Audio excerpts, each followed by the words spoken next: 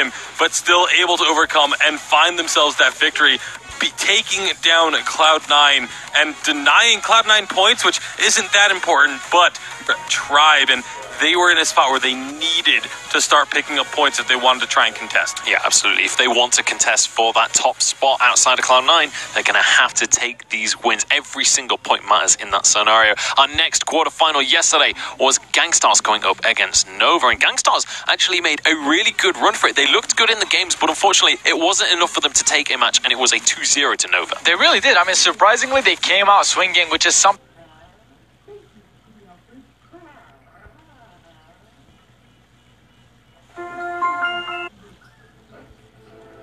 of the first Truth of Light CP Idris that we've seen this season, and then later on the Blackfeather that came out. Today was the Hollywood Hammers going up against Tempo Storm, and this one was another fairly one-sided series coming through in the end, and it was going to be the Hollywood Hammers taking it 2-0. Yeah, starting all over, back on the starting lineup, and really showcasing why this team was built around him originally, because he is just such a dominant player. And now with him back, they are going to be looking to try and continue these winning ways and get themselves back into that conversation for a world's bid. Not only that, but in my opinion, Status is actually stepping it up quite a bit on this roster for Hollywood Hammers, and it's showing in his picks on the Reza, on the Rhyme. Yesterday we saw him pick those heroes and perform very well on them. So not only starting coming back to the roster, but the team is playing better overall, and it's allowing them to take serious. Yeah, it certainly has been. And then our last quarterfinal happened off stream, but arguably the most important quarterfinal that we had. It was Team Solo Mid going up against Rogue. And not only was it an incredibly important quarterfinal in terms of that actual matchup, who could win, but also in terms of tiebreakers. Rogue and TSM are two of the top teams right now. They're both fighting for that world spot, and TSM managed to take it 2-1. If it comes to a tiebreaker, if we have to decide between results, that one game could make the difference later on. It very well could. Every single point, every single game is incredibly important, and with TSM and Rogue being second and third in the standings right now, this is a matchup that could end up being one of the deciding matchups of the season. And so it is absolutely incredible the way that these top teams are starting to really step up here coming into the second split. Yeah, and let's take a look at the standings and where that puts everyone off the back of that one, especially look at Rogue and TSM. That 1 point has caught them up ever so slightly. Rogue still inching that advantage, but because they were knocked out in the quarterfinals, they will lose some ground this week. Cloud9 also knocked out. The top two teams right now are not going to gain any more points. So if it wasn't competitive enough for you in North America, the gaps are going to be closing this week. I can't wait to see how that table is going to look at the end of today. I mean, the top two teams knocked out. The next four teams are all still here playing, so that's funny enough. TSM actually beating Rogue just barely. The series today that was off stream, Rogue almost making it through and beating TSM and going on to the semis, but TSM pulling out ahead in the finals. Yeah, absolutely. I'm excited to see how that's going to pan out over the course of today. Just before we jump into our North American games, let's take a look at what's been happening over in Europe. In case you missed the games earlier on today, we saw Mousebots have a surprising run, going all the way to the grand finals and winning 2-0 against SK Gaming. This is the first time that SK has lost a series in this season of the Vainglory 8, and Mousebots were the ones happy to deliver that victory or deliver that loss to them.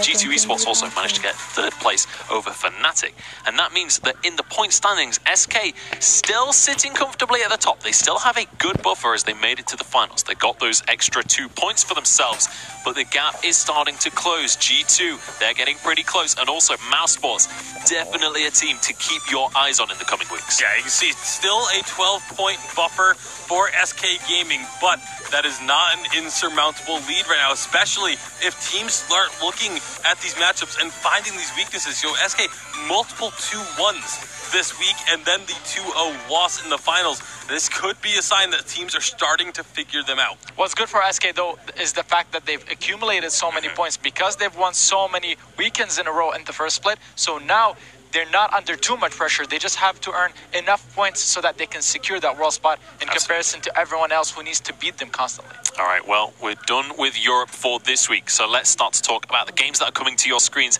here today in North America. We're going to be kicking things off with Team Solo Mid going up against Tribe, and then later on today we're going to see Nova going up against the Hollywood Hammers. You can see the scores on the left of your screen. TSM versus Rogue was definitely one of the highlight series of yesterday, as well as Tribe versus Cloud9. Definitely go find the VODs for those two series, but we're going to be jumping into our first semi-final now. And what a semi-final this one is going to be. This was a semi-final back at Summer Championships. Tribe versus TSM. These two teams are more than happy to go head-to-head with one another. And also, this is an incredibly even matchup between the two squads. Yeah, these two are incredibly talented lineups. We saw last season it was Tribe, then Immortals, that was able to take down Team Solo Mid a couple of different times, both in the regular season and then in Unified Lives. They were able to just have their number and almost be this kryptonite for Team Solo Mid. Yeah. So it'll be very interesting to see if that trend continues here. Not only are they evenly matched, but both of them started the season actually a little bit slow, and now both of them are ramping up going into the second split. There are so many exciting matchups in between these teams. Both Status versus Von C, not Status, T-Tigers versus Von C, and DNZO versus Best Chuck. Obviously, Max Green versus Lash X is just incredibly stocked rosters on both teams going head-to-head here. That's the thing when we talk about these top teams in both regions, is every single player is a player to watch. But let's take a look at our first roster. It is going to be Tribe coming on into this game, and it's going to be DNZO and T-Tigers. Yesterday they were alongside Zelsia. We'll see whether Max Green is stepping back into the roster or if it's going to be Zelsia playing the entire weekend for Tribe. But Zelsia definitely was not that much of a downgrade yesterday. Yeah, definitely lived up to his expectations as this mega sub coming in for the side of Tribe. A very strong player in his own right. And again, this isn't the first time that they've used Excelsior as in their lineup, and it's someone that they're very comfortable with and very confident in their ability to win, regardless of if it's Max Green or Excelsior. I mean, it's very interesting because generally your starting roster is the best roster that you have on the team, but surprisingly, whenever Tribe needed to bring back Zelsiar and let him play instead of Max Green, they've always done well. So the mega sub indeed always comes in clutch for this team. Today again against TSM, will he be able to replicate that? I mean, it has to be said, Zelsia played out of his mind yesterday. I want to see if Zelsia, first of all, is playing today, and if he is, can he live up to that of Flash X? Because the Team Solo mid roster is not one to be sniffed at itself. Last weekend they were in Vegas and they went 7-0 at the Mobile Masters. Let's take a look at the boys in black and white. It's going to be Flash X, Best Chuck NA, and Von C coming on in, and obviously Lucky Bread, their substitute. They talked at the start of the season about potentially swapping roles. It's not happened yet. It feels like Lucky Bread has kind of gone back into just more of that coach role once again. Yeah, and I mean, they said it would be based on the weekly performance, so it's not a huge surprise that Flash X is able to perform at a point where his teammates feel confident with him in there. He is one of the best captains in the game, and Team Solo Mid, their decision-making abilities throughout the course of any game they play in is something that is always a top priority. I mean, they've been seriously ramping up here in the second split, specifically coming back from Mobile Masters after they had that huge win streak, 7-0, going up against the best teams all around the globe, not only North America. So it's an incredible performance coming out from TSM. However, yesterday they barely managed to pull out the win against Rogue. Can they up a notch a little bit here against Tribe, who technically has passed C9 yesterday and now is going up against them? This is the thing, when we look at like the top 4, top 5 teams in North America, it is so even between these squads. Every single game once you get to the semi-finals is an absolute battle for every single team. Now let's take a look at our player to watch coming on into this game. It's going to be Von C, and this is for a couple of reasons. First of all, it's going up against T-Tigers. That's always going to be a challenging matchup, but also we need to talk a little bit about his Petal pick here coming through, because Petal is a very strong flex pick right now for Team Solo Mid. We saw him off stream yesterday playing this CP Petal in the jungle despite the nerfs to Frostburn, and he was still building that Frostburn. Yeah, it was very strange to see it being built because the Munions no longer provide that slow. You only get it off of the Bramble Seeds and the Spontaneous Combustion. So it'll be interesting to see if they go for that route again. It had mixed success. It lost one game with it, won one game with it, but then they were also able to put that pedal up into the lane. So, as you mentioned, it's a flexible pick for them. They're willing to run it in either role. I mean, not only that, but the fact that they picked Churn Walker second game and won with it against Rogue, despite the fact that it was a very back-and-forth game, they were still able to pick it up, and it's something that we haven't seen too much. So if Tribe has not prepared for it, TSM could pull it again and win with it. And the third game, it was banned against them with versus Rogue. Yeah, and one of the other big things we saw in the most played heroes for Von C, that Rhyme pick. This is something that is dominating Europe right now, and Von C, we know, likes this pick, has picked it a lot this season already, and could continue to do that here in 2.9, and maybe show that same level of dominance. Yeah, I would not be surprised to see more focus on that Rhyme. It's been such a dominant pick, and we should be able to get on into this draft as well, because we have Krull has been kind of the counter to Rhyme, or not necessarily the counter, but his direct opponent that goes toe-to-toe. Koshka going to be banned away and alongside the Rhyme. And SK take over the stream and manage to get on the North American side and play here.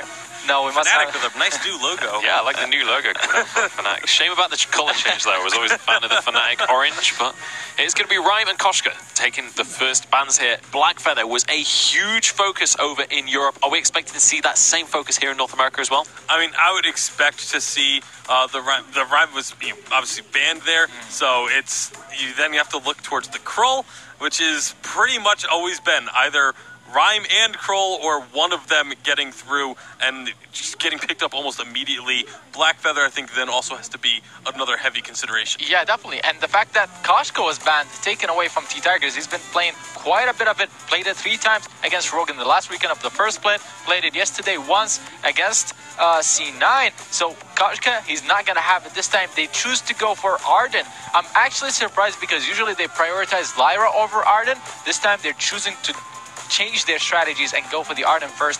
Afterwards, Blackfeather comes through.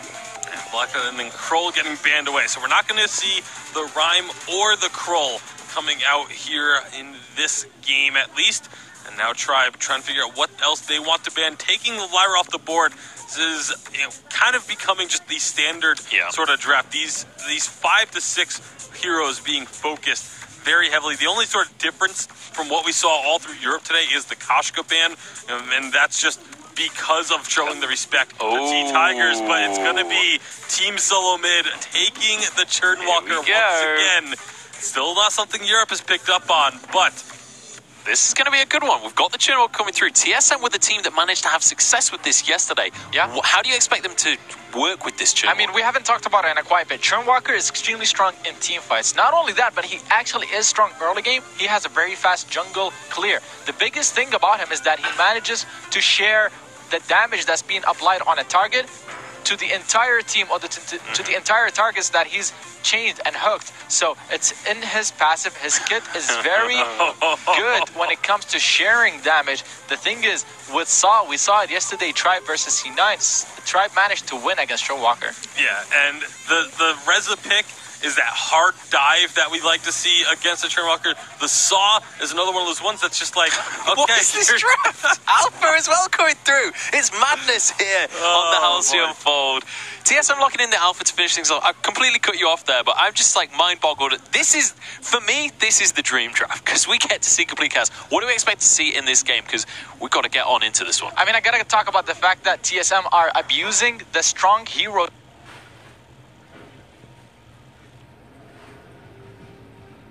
in 2.9. Blackfeather is huge.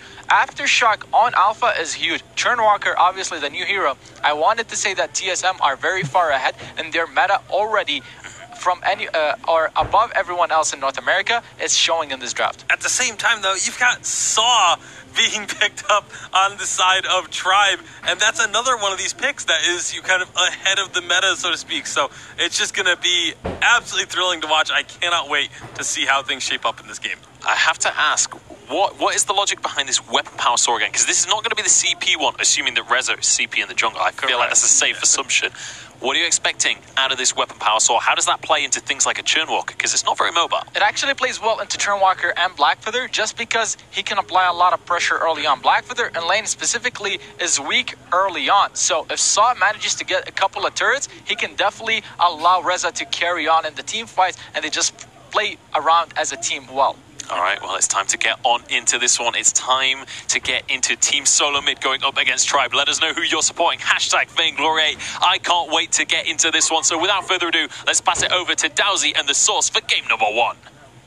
Hi, it's me, 2.9.1, and I'm here to change up your meta and just completely mix up the world you know of Vainglory. Source, it is an exciting time to be alive. Churnwalker, Alpha, Saw, and Reza here on the Halcyon Fold. Where do you want to start? I don't think we could have asked for anything better than getting both Churnwalker and Saw, and then they throw us the Alpha. I feel like the Reza is just becoming what just a standard jungle pick and is going to be there, but I didn't expect us to see that much Alpha, and it'll be Aftershock with the CP Alpha. So, massive burst damage. I fear for Dienzio's life. I feel like he's going to get jumped a lot. We'll have to see. We did see yesterday in the Tribe Cloud9 series that Cloud9 were respecting the Saw from Dienzio the entire series. And then eventually when it did get let through, Dienzio was able to become a monster. And if you guys follow Playoff Beard on Twitter, he believes that Saw is the worst matchup that you can pick a Churnwalker into, but oh my goodness, here we go. Dienzio will just die. First blood goes over to Von C. And so for now, TSM going to be saying to Playoff Beard that they can make Churnwalker work into Saw. So that was a 2-chain setup, or 3 chains actually. 1 chain on the Elder Treant, 1 chain on Dienzio, and 1 chain on Zelsier. And that's how much damage they did. That was maybe 2 skills coming in. Von C got off a massive amount of damage, and Best Check and A followed up, but that's just level 1. That's what Flash X. Oh my goodness, they're doing it again! Dienzio finds the kill! Oh my goodness, the stutter stepping god! That will be Flash X dead. But all right, says Zelsier comes back into the lane to blood for blood, Best Chuck and A. It's a 1v1 duel between an Arden and a Blackfur, and currently the Arden is winning it. It's disgusting how much damage you can do in the early game. T-Tigers does roam up to lane just to continue the pressure game. Tribe with a Saw, they can push this turret so quickly. They're going to look to try and chunk it down as much as possible in the early levels. Here comes Von C to challenge it all. Prime directive onto Dienzio. Gets pulled back by Churnwalker, and the kill goes to Von C once more. Flash X styling all over Dienzio right now. It's going to be a fun game. So I thought Flash X was playing just a little too aggressively. We saw when he went down, Churnwalker's pretty vulnerable in the early game where he hasn't built up a bunch of health, but perfectly timed Torment to pull him back in before the chain broke. It's actually an interesting timing when the chains actually break as somebody is running away. So Flash X has definitely put in a reasonable amount of time in the Churnwalker to make that happen. That's gonna set them up for these massive dive plays because they're a triple melee composition. Everything's gonna be about how they get onto Dienzio, how much pressure they can put onto him, and where they can abuse T-Tiger's positioning, in the middle of team fights.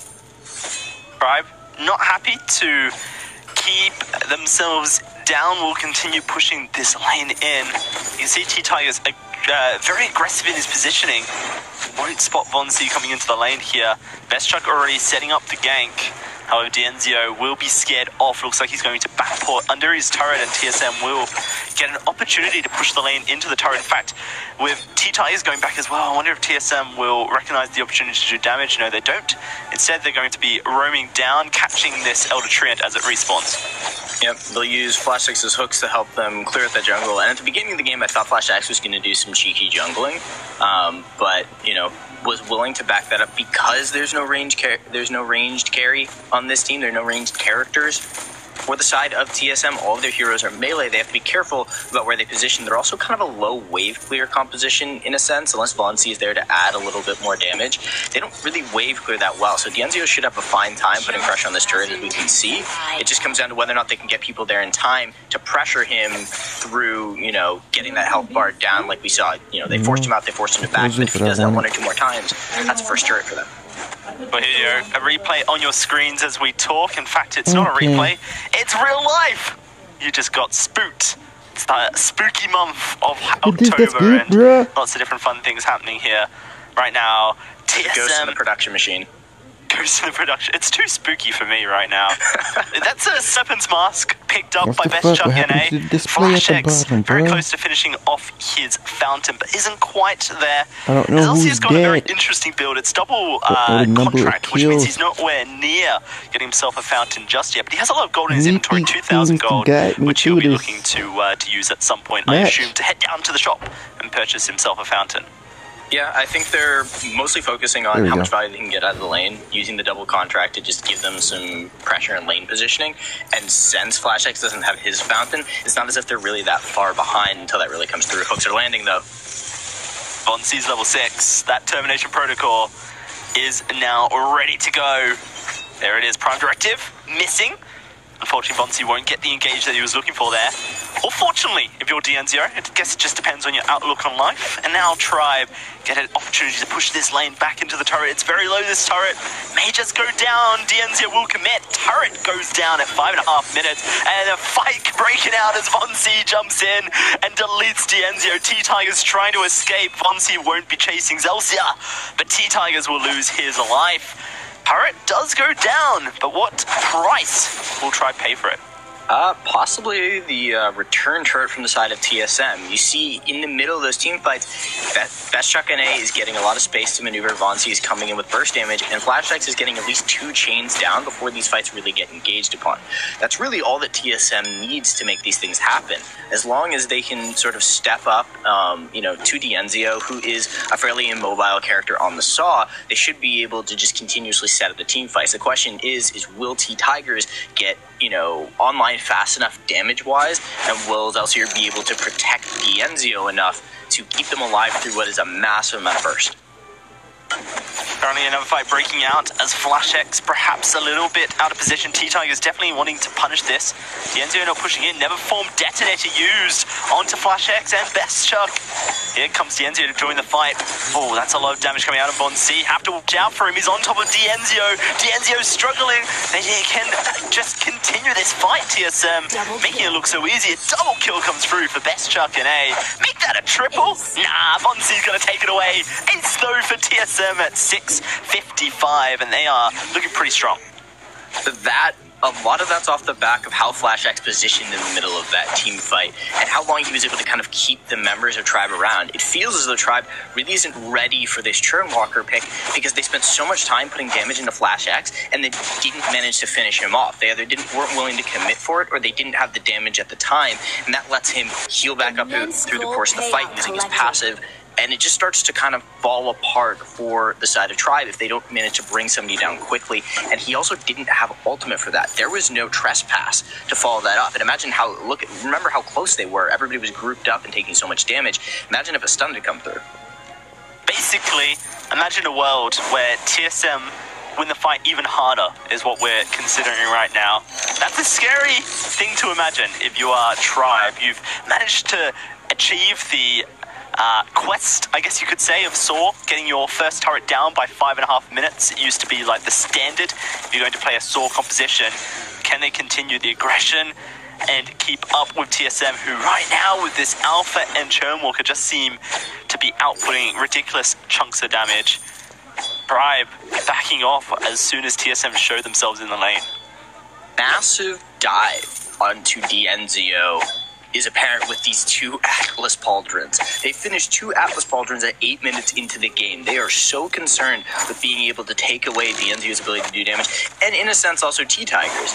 Granted he does use a lot of abilities, but there are plenty of auto attacks in there, and he will get off some value with that. So, good team itemization to take DNZO's damage kind of out of question and pretty much leave it on T-Tigers, who hasn't really been able to show up that much this game. He dove pretty heavily onto Flash X. He got a lot of damage down onto him, but he was chained up. The damage was transferring over into healing. So I think they really need to find the optimal target, which to me right now looks like it's Best Chuck NA. If they can bring him down, maybe you get the time to either kite out Vonsi or at least survive, because again, Flash X isn't going to do that much damage. He's facilitating the rest of his team. Take out one of those pillars of damage, and you should be able to survive from the side of the Tribe.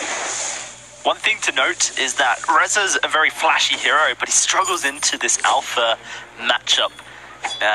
Struggles to take her down quickly. You kind of rely a lot on your AD carry to do so. I say AD carry, I just mean carry. Yeah, no, it's something that T-Tigers will be constantly having at the back of his head, is the fact that he's fallen behind Vainglory. Vainglory 4-0-3 has rushed himself straight into a broken myth to take down Dienzio even quicker, who's already got himself tier 2 shielding. This broken myth is going to be doing so much for Vainglory in these early levels. That shielding not even going to matter, considering the fact that Vainglory has already got his broken myth. With the extra 30% PS just does so much, and TSM feeling very comfortable to just take this gold miner. Even though Tribe are here, we did see a steal earlier on from an Arden and a Blood for Blood. It was just man, but Zelsia not going to try it here. TSM now pushing onto the Crystal Sentry, pushing onto Dienzio. Oh dear, trespassed over, and a stun onto your Dienzio spells his death. Zelsia, it's a double going over to Vainglory, who picks himself up the Sentry. Tribe being torn apart. Vainglory narrowly missing that prime directive, wanted a triple.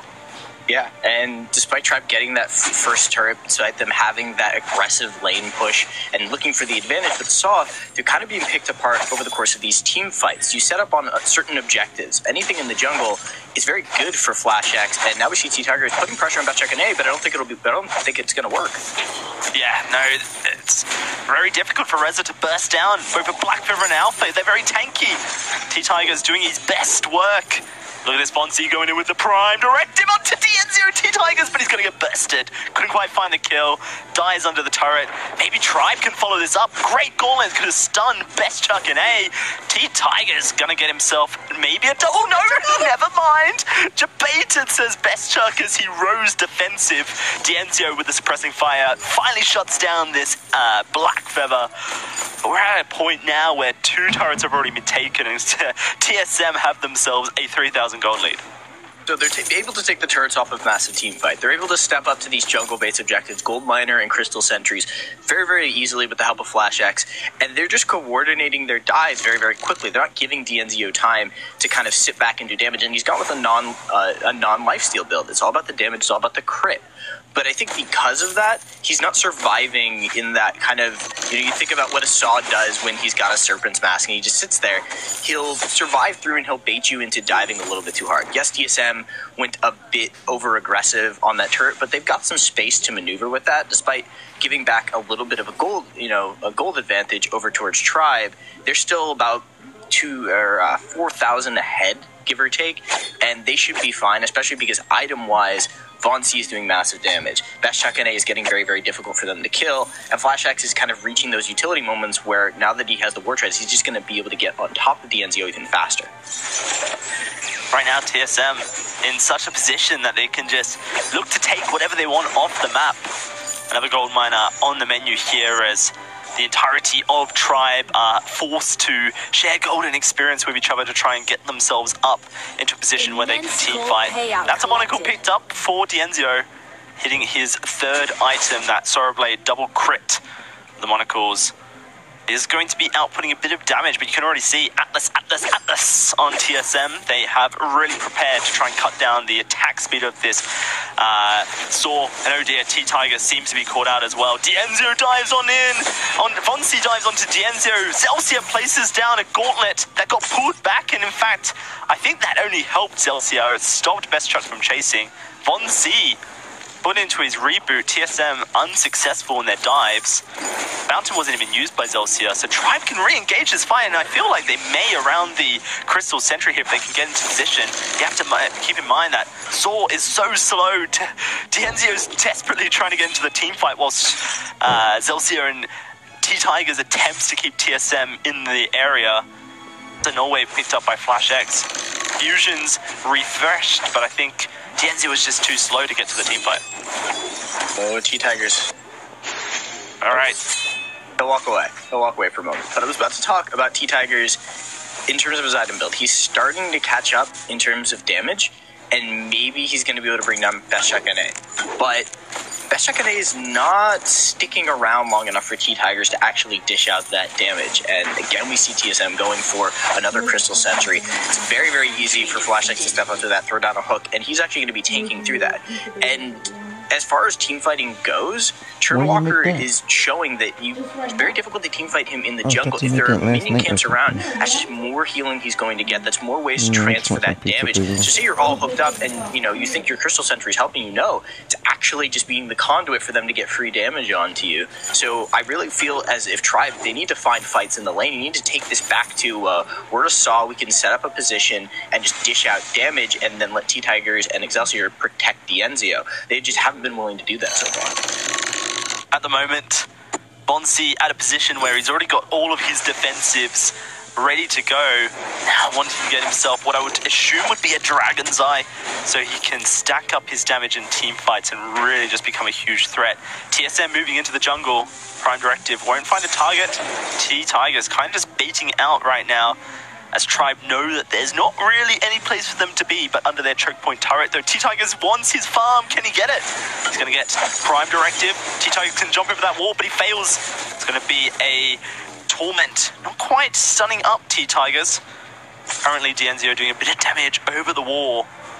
Looks like TSM are going to be forced back out of the jungle for now. The Crystal Sentry comes back to work, but they're just going to look to start up the Crystal Sentry, remove it from the map once more. I think this is an elimination as well if they take it out. It is. All 3 lives taken. TSM moving over towards the Kraken.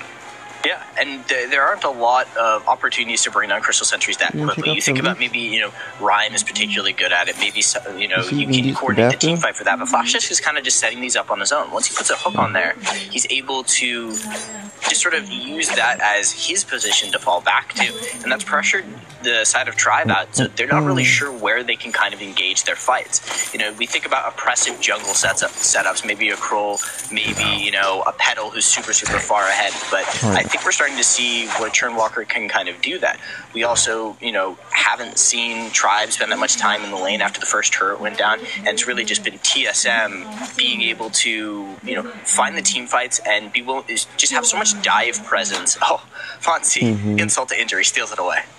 It's absolutely disgusting, isn't it? They're taking Kraken, all T-Tigers wants is an Eve of Harvest. T-Tigers will not get it, unfortunately, at this juncture. Maybe sitting just 20 gold away from it with that heavy prism in inventory. May need to get himself an infusion. Maybe I'm bad at maths as well. It could be another 200. I forget my prices at the moment, but it is the infusion coming through. This is it for Tribe. They need to take down this Kraken. Thankfully, Dienzio, with his crit build, can do it very quickly.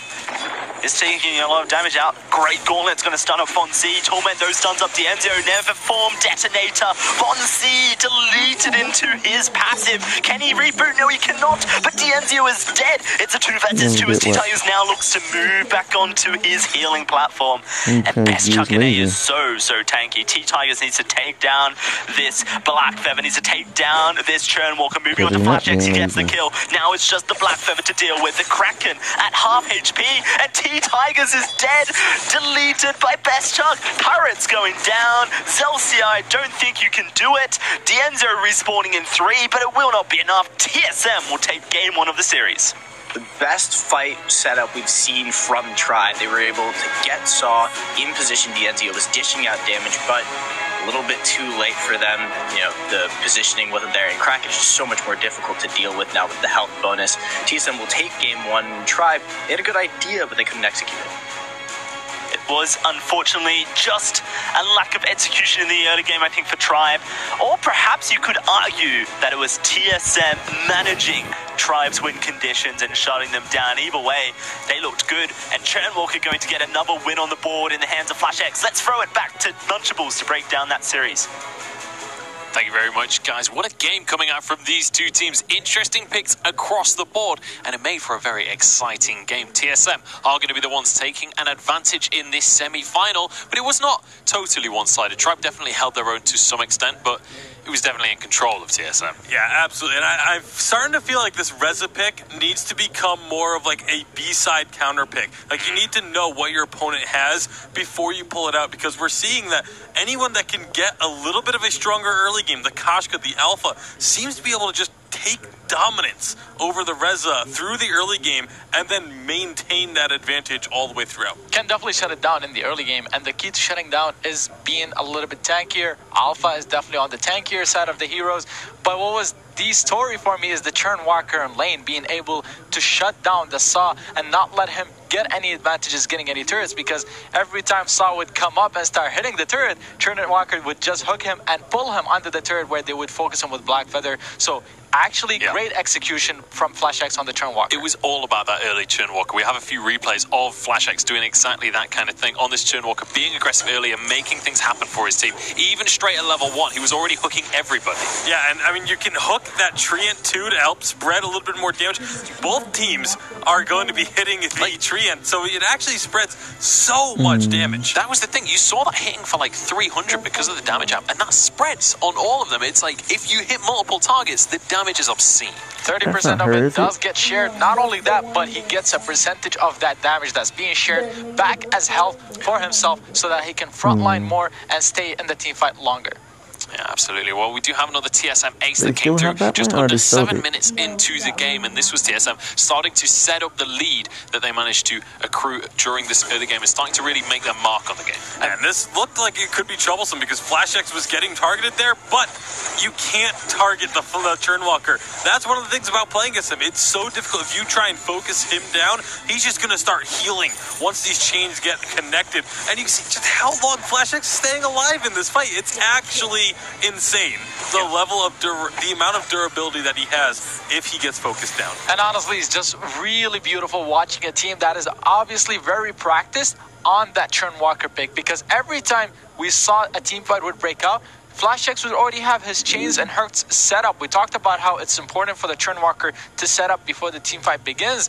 FlashX was able to manage to set up his kit before the team fight started very quickly.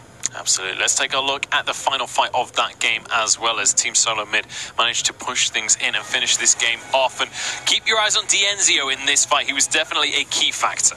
Yeah, definitely one of the, kind of the breaking point of this team was Dienzio on the Saw trying to make plays happen, but here he gets pulled back in from the, trying to get out of the gauntlet, gets pulled back and just stuck in place. It was excellent play. He gets a kill there, but it's just not enough. And again, this Churn Walker able to make plays happen, because if Dienzio gets outside of that gauntlet, then all of a sudden the members of Team Solo Mid have to chase through the gauntlet wall if they're going to get onto him. By pulling him in and keeping him inside those walls, Team Solo Mid was able to collapse onto him without him being able to escape. And we talked about how the broken myth now doesn't provide the same amount of late game potential for those jungle carries that are coming, such as the Reza. That was the main reason why Black Feather was able to close out the team fight. One thing I want to touch on, though, the fact that TSM had 3 Atlases going up against the Saw, and that was a major factor, especially in that last team fight, because all 3 Atlases were uplight on him, and it just reduced his damage output by so much. Yeah, the damage reduction from attack speed slow on Saw is so significant, because you don't typically need to build attack speed because it's built into your kit anyway. You don't have enough to rely on there, and it can often kick you in the arse when you end up getting slowed down by those Atlases, and also no mobility to escape the Atlases. Exceptional play coming out from Team Solo Mid. Now we need to look towards this next draft, because honestly, I don't really know what to expect out of this draft. That was not what I was expecting in this game, and now if you're one of these two teams, how do you even prepare mentally for this one? I don't know. I mean, the start of the draft was very standard and very much what you expect, as we're getting here as well. The Kroll, the Rhyme getting focused, maybe Black Feather comes out, Arden, Lyra, things like that. But then they sort of threw everything out the window after the first 5 or 6 picks and just went crazy with it. So who knows where these teams are going to end up going. You got to wonder, is that Churn Walker going to be drawing another ban here? It was Rogue banned it against Team Solo Mid in their series yesterday. Tribe might just have to consider it. I'm expecting to see TSM pick up Churn Walker again if it doesn't get banned or picked up by Tribe. Unless Tribe finds one specific draft to try and counter it, I'm pretty sure TSM will pick it in most situations, but not every situation. The Black Feather comes in first pick for TSM. I like that prioritization better than something like Churn Walker, because it's very flexible and it can work with many different comps, so it's a lot harder to counter as a first pick. The Arden comes on through, and with that Arden locked in for Tribe, you kind of start to expect a Lyra ban at this stage. That's kind of the typical top 2 captains we've been seeing, and often, once one is picked, the other one ends up getting banned. Yeah, it's very likely, but again, Tribe, they might consider banning that Churnwalker instead, but then you're allowing Team Solo Mid and Flash X to have this Lyra, and he has been incredible with that pick. You even go back to the Unified Live Championship, he made some crazy plays with the Lyra, having huge amounts of burst healing, so they are going to choose to take that one off the board. So Churnwalker would be available to Team Solo Mid if they do decide to go for it, as they take the Koshka away to make sure T-Tigers does not get that. I was about to say, if they don't ban it here, it's going to be a little bit dangerous, just because Tiggs would be able to get his hands on that hero that he performed so well on. Now they have a couple of different options. They still have the Kestrel, and they still have the Petal weapon power. Those are 2 of their actually top weapon power heroes. Instead, they decide to take out the CP Alpha. They say that was actually the biggest reason why we lost, and we don't want to play against it again. Yeah, I don't know if they're saying it's the biggest reason they lost, but it is just making sure that Team Solo Mid can't draft the exact same composition, because Team Solo Mid would have been more than happy to run the exact same thing if given the opportunity. So Churnwalker is still a pretty high chance that they could just go for it again, but now we'll see if they do decide to change it up, because they're going to be up against this Alpha. They're not going to have that same level of strength, but that they had in game number 1. Yeah, I mean, I would expect something to be an early aggressive hero for them, because that's just the style that they've been running. It's what works so well for Von C. But with both Koshka and Alpha off the table, their options for that are starting to dwindle. One of their options that's still open is the Sky. It works really well against Alpha as a CP in the jungle. The only thing about it is that Von C hasn't played it in a while, and it doesn't combine the best with Blackfeather. Another thing that they can go for is play the Blackfeather CP in the jungle. That's another good matchup, and pick up something such as the Celeste. But that's gonna be overpower Blackfeather if it is in the jungle, unless they're gonna be play the Celeste in the jungle as CP. We'll have to see which direction they want to go with this one. Obviously, Churnwalker locked in for Flash X once again. This is starting to feel like a comfort pick for Flash X at this stage. He definitely is willing to go for that lock-in. I'm curious to see what Tribe have up their sleeves to try and build into this composition. It's going to be that Petal coming on in. So Alpha going CP in the jungle and weapon. Petal going up into the lane. How are we feeling about these compositions now that they've rounded out, gents? How do we expect this game to go down? I mean, the side of Tribe has to be pretty happy with their draft. T-Tigers is on a bit of a playmaker with the Alpha. Dienzio is extremely confident with this weapon Petal, and assuming it is going to be the Celeste in the lane, this was why weapon Petal was being picked up in the first place, was to try and counter against some of these mages. So I think Tribe's going to be very happy with the outcome of this draft. I actually disagree. I think TSM came pretty far ahead in the draft. Because of Celeste and Black, for the late game, they can deal with something like Petal very easily because of how squishy she is. On top of that, they do have the Churnwalker that does seem like a comfort pick for them at this point, not something that's so situational, and Flash X is really performing well. As long as Alpha doesn't get too far ahead early on, I expect TSM to take this one. All right, so we have a bit of a divided desk. One analyst going either way on this one. And so far, we have a divided scoreline with a 1-0 lead in favor of TSM. Let us know whether you think Tribe can come back into the series using the hashtag Vainglory8. But it's time just about to get into game number 2 of this series. So let's pass it back over to Dowsy and the Source. Tasty Bacon says that Tribe have comfort picks. TSM, Araki says that they've just got a strong OP 2.9 composition. You know what Flash X says, Source? Churnwalker Hype Train is pulling out of the station. 1-0 to TSM. Let's see if they can make it 2 here as we get into the second matchup. I definitely believe in Flash X's Churnwalker. He seems to have a really good sense of how far he can push the hero. Yes, there was that little bit of mess up, but like already we see he's going for this aggressive jungle positioning. He's using his chains to be able to kind of guarantee free jungle clear, although Von C did get rooted, so there's a bit of a misstep there. And we see Zelsier very deep in enemy territory. Notices that TSM starting at the middle of the map for that Elder Treant, so attempted a steal on the double backs, but Bestchuck and a good presence of mind to head on over and check on him out to stop Zelsier from stealing anything. So TSM going to get literally everything, and then they're going to have their cake and eat it too as they head up to the lane for Bestchuck and A to face up against Dienzio on this Celeste versus Petal. Yeah, and this will also be an interesting combination between what a Torment into Core Collapse kind of looks like, how much value Beshak and NA can get in the early stages of the game, just setting plays up with Flash X. And Churnwalker is a very facilitating hero, allows you to set up a lot of plays. So definitely anticipate them putting a lot of lane pressure in there, but I think, you know, there's a balance here. What strategy does TSM decide to go for? Do they spend time in the jungle? Or do they spend time in the lane? It looks like they want to fight here. Vonzi's 1v2ing, but here comes Dienzio. I think Vonzi may have bit off more than he can chew. Trying to escape T-Tigers as he pirouettes across the map. Best Chuck and aim, sticks his nose in it, and T-Tigers will cut it off. Flash X is going to be next on the menu, and I think this Churnwalker is going to be going down. A double for T-Tigers on that Alpha. A very strong pickup here in 2.9. Yeah, good punishment from the side of Tribe to just collapse very, very quickly, and it's difficult to fight an Alpha in the early stage. You usually don't have the DPS to burst through the infinite reboot, and so now Tribe, they've got some space to maneuver. They get that early game they were looking for last game. Now they have it with the Alpha. She should be able to stack up her damage fairly quickly. We'll see whether or not that burst starts to overcome the health bar of Beshak Ene, who is that squishy mage we have this time. Last game, they were much more, an overall tankier lineup, but just a more difficult to kill lineup. Now they're a little bit more mobile. We'll see how TSM makes it through this. A lot of pressure being put onto Dienzio in the lane. Oh my. Flash X and Best Chuck and A.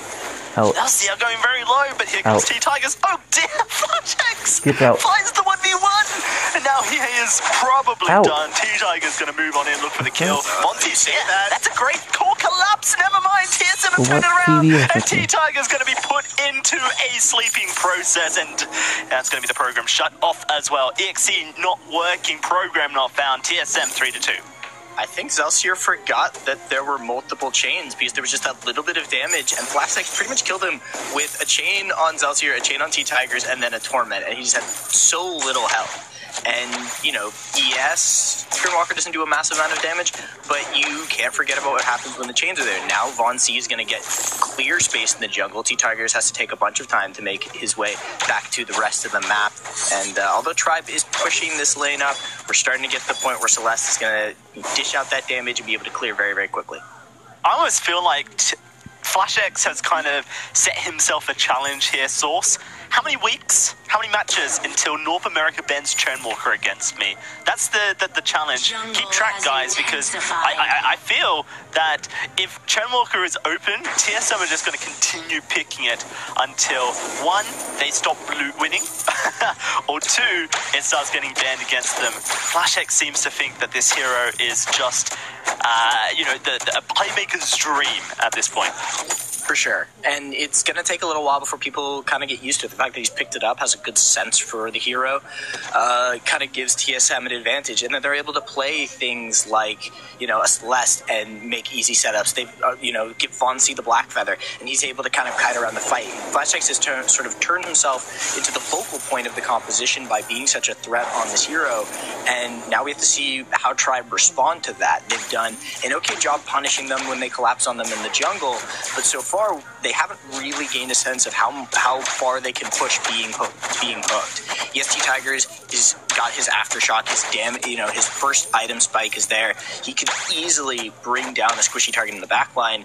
The question is TSM going to give them the space to be able to actually do that? Because the dive potential is pretty much all on Alpha until Zelsier gets that gauntlet online, is able to kind of follow up on that dive. Dienzio doesn't really want to trampoline in, so compositionally it's very comfortable, but there's a little bit of anti-synergy there with just how they're having to respond to what TSM is bringing to the map. Right now, we see Best Chuck picking up his Eve of Harvest. Fairly conventional first item for the Celeste in the lane. But I'm very interested to see where he goes next. Got the components for every item on the CP train, it seems like. Could go for a Dragon's Eye next, a Shadow Glass, a Frostburn, or even a Spellfire. Very likely to be either a Shadow Glass or a Dragon's Eye, you'd feel, at this point of the game, with Frostburn kind of feeling a little bit lackluster, to say the least. Tribe at the other side, Dienzio's finished his Sorrow Blade, is now moving towards his Tornado Triggers, and T-Tigers has that Aftershock online as well. It's a very important power spike for this alpha. It's something the Tribe can really fight around, and they've started up this gold miner, which is basically Tribe saying that they are ready to team fight. TSM aren't even checking at this point, but they need to know what's going on. Perhaps they just want to try and push the turret in instead. Going to do a lot of damage to it. It is 289 gold picked up. TSM can't really do anything, but the chains are there. Torment to pull them back. In fact, can they do anything else is the question. There is no trespass. T-Tigers, boom, onto Flash X and Von C, but it's not much, and oh dear, look at the damage being dealt by Von C. T-Tigers does get to reboot, but that is Dienzio going down. T-Tigers as well. It's a double kill for Von C as he charges forward to try and take down Zelsia. Missing is on point. He will just back off for now, but TSM with an opportunity to take down this turret here. They can just manage their aggro. Don't want to lose out on an opportunity here by aggroing the turret. That will be the turret falling. Zelsia might want to be careful if he decides he's going to stick around that for a little while longer. He does now have the gauntlet. That was a fight with neither captain having their ultimates online. That definitely changes things up if that's in there. But we're just continuing to see Tribe. They're not really spending the time breaking the chains from Flash X. But here's the dive. Here's the dive onto the turret. Best Chuck will go down, but Dienzio going to lose his life as well, and T-Tigers hasn't found his passive reboot. Oh, he gets it just as he goes down, but he will, in fact, just go down. That was a little bit adventurous, to say the least, out of Tribe. It looked good at the start. They got the initial damage down, but again, it's really deceptive to think about when Flash X is actually going to land a hook. It's a very short cooldown if the first one lands. It's not a big damaging skill. You don't really think about, it's not like there's a big spell effect there for you to really indicate that skill has hit you, and you just have to pay attention to the fact that the chains are there. And TSM is very much playing into this. Let the side of Tribe, they'll instantly engage a fight, TSM. And then it looks like it's turning in the favor of Tribe, and TSM will sort of start to back off, and Tribe starts to collapse, thinking they can get that focus fire down, they can get that advantage, and if Flash X just continues to bait them. I want to see the side of Tribe really find a clean pick, get that initial damage down like this onto Von C. This could be an opportunity. Then it could be. It is going to be Von C falling back for now. Currently TSM able to control the threat of the map. Chen Walker struggles a little bit into heroes that can dive on top of him, but right now it seems like TSM are managing it fairly well. T-Tigers! Holy damage! That's going to be a trespass, locking everyone up. T-Tigers will go down, found it to keep Flash X alive, and T-Tigers is dead. Dienzio trying to find a kill into Flash X, but he's being healed so much by Frutility of Life, and he just about survives. Von C will continue the chase, but will give up as Zelsia has gone too far. You're just seeing the strength of Chernwalker's heroic perk there as TSM basically keeps Flash X alive via damage. Well, it's also just how Tribe has to position in these team fights. This is an unconventional way of positioning. We don't normally think you have to instantly disengage when two people have been hit by a skill that doesn't do any damage. And so that's sort of dictating where Tribe can position, and we see T-Tigers, he almost managed to get the kill onto Best Chuck NA. He put out massive damage. Flash X was almost dead. The fight looked good, for a reasonable amount of time. But honestly, if Tribe wants to disengage with Dienzio, who's kind of, using that trampoline to pull backwards and then reset his positioning on the team fight, get away from Von C and, pick him off, who really is, right now, seems to be the best target. If they jump Best Check NA, they have to kill him very quickly. They don't seem able to do that. So bait Von C in and get the kill. They have to move back as a coordinated team. They have to do everything together. That was a trespass used onto Dienzio to stun him up, and oh goodness, he just gets Solar Storm to the face. T-Time's going to blow up on Flash X, but does nothing. Zelsia's in trouble. Flash X is dragging T-Tigers around the map. It's a double for Best Chuck and A, and now it's only Zelsia left alive. This time, Von C is eager and bloodthirsty for this kill onto Zelsia. But once more, Mega Sub will escape Von C's cruel wrath. TSM, however, going to push onto this second turret. They'll be able to continue to pressure up this lane. They've got about 3k gold lead. Item-wise, fight's on. No, Dienzio, perhaps a little bit too deep. He just gets taken out by Von C on this black. The turret goes down. Tribe giving yet another kill over to TSM. This has not even been close so far, Source. Yeah, TSM is cranking up the pace of the game, not really allowing Tribe time to, either farm up items or set up the team fight they're looking for, and now that kind of team fight is falling apart for the side of Tribe. Their options for targets, yes, you can still jump Best Chuck NA, but that's a difficult prospect. If any chains have landed before you manage to get that initial dive in, you have to worry about that CC coming in. Then there's a core collapse. The Solar Storms have been on point from Best Chuck NA. The damage is there for the side of TSM, and they're coordinating it very, very well. Not a single major objective, I think, has gone over to Tribe. They've lost all of the gold miners taken. They still haven't taken the first turret. So it's the pressure is mounting up against Tribe as to where they find their victory in this fight. Currently lacking a little bit on the damage front. Denzio looking to try and finish his second, trying to trigger. T-Tigers just taken out of the team fight.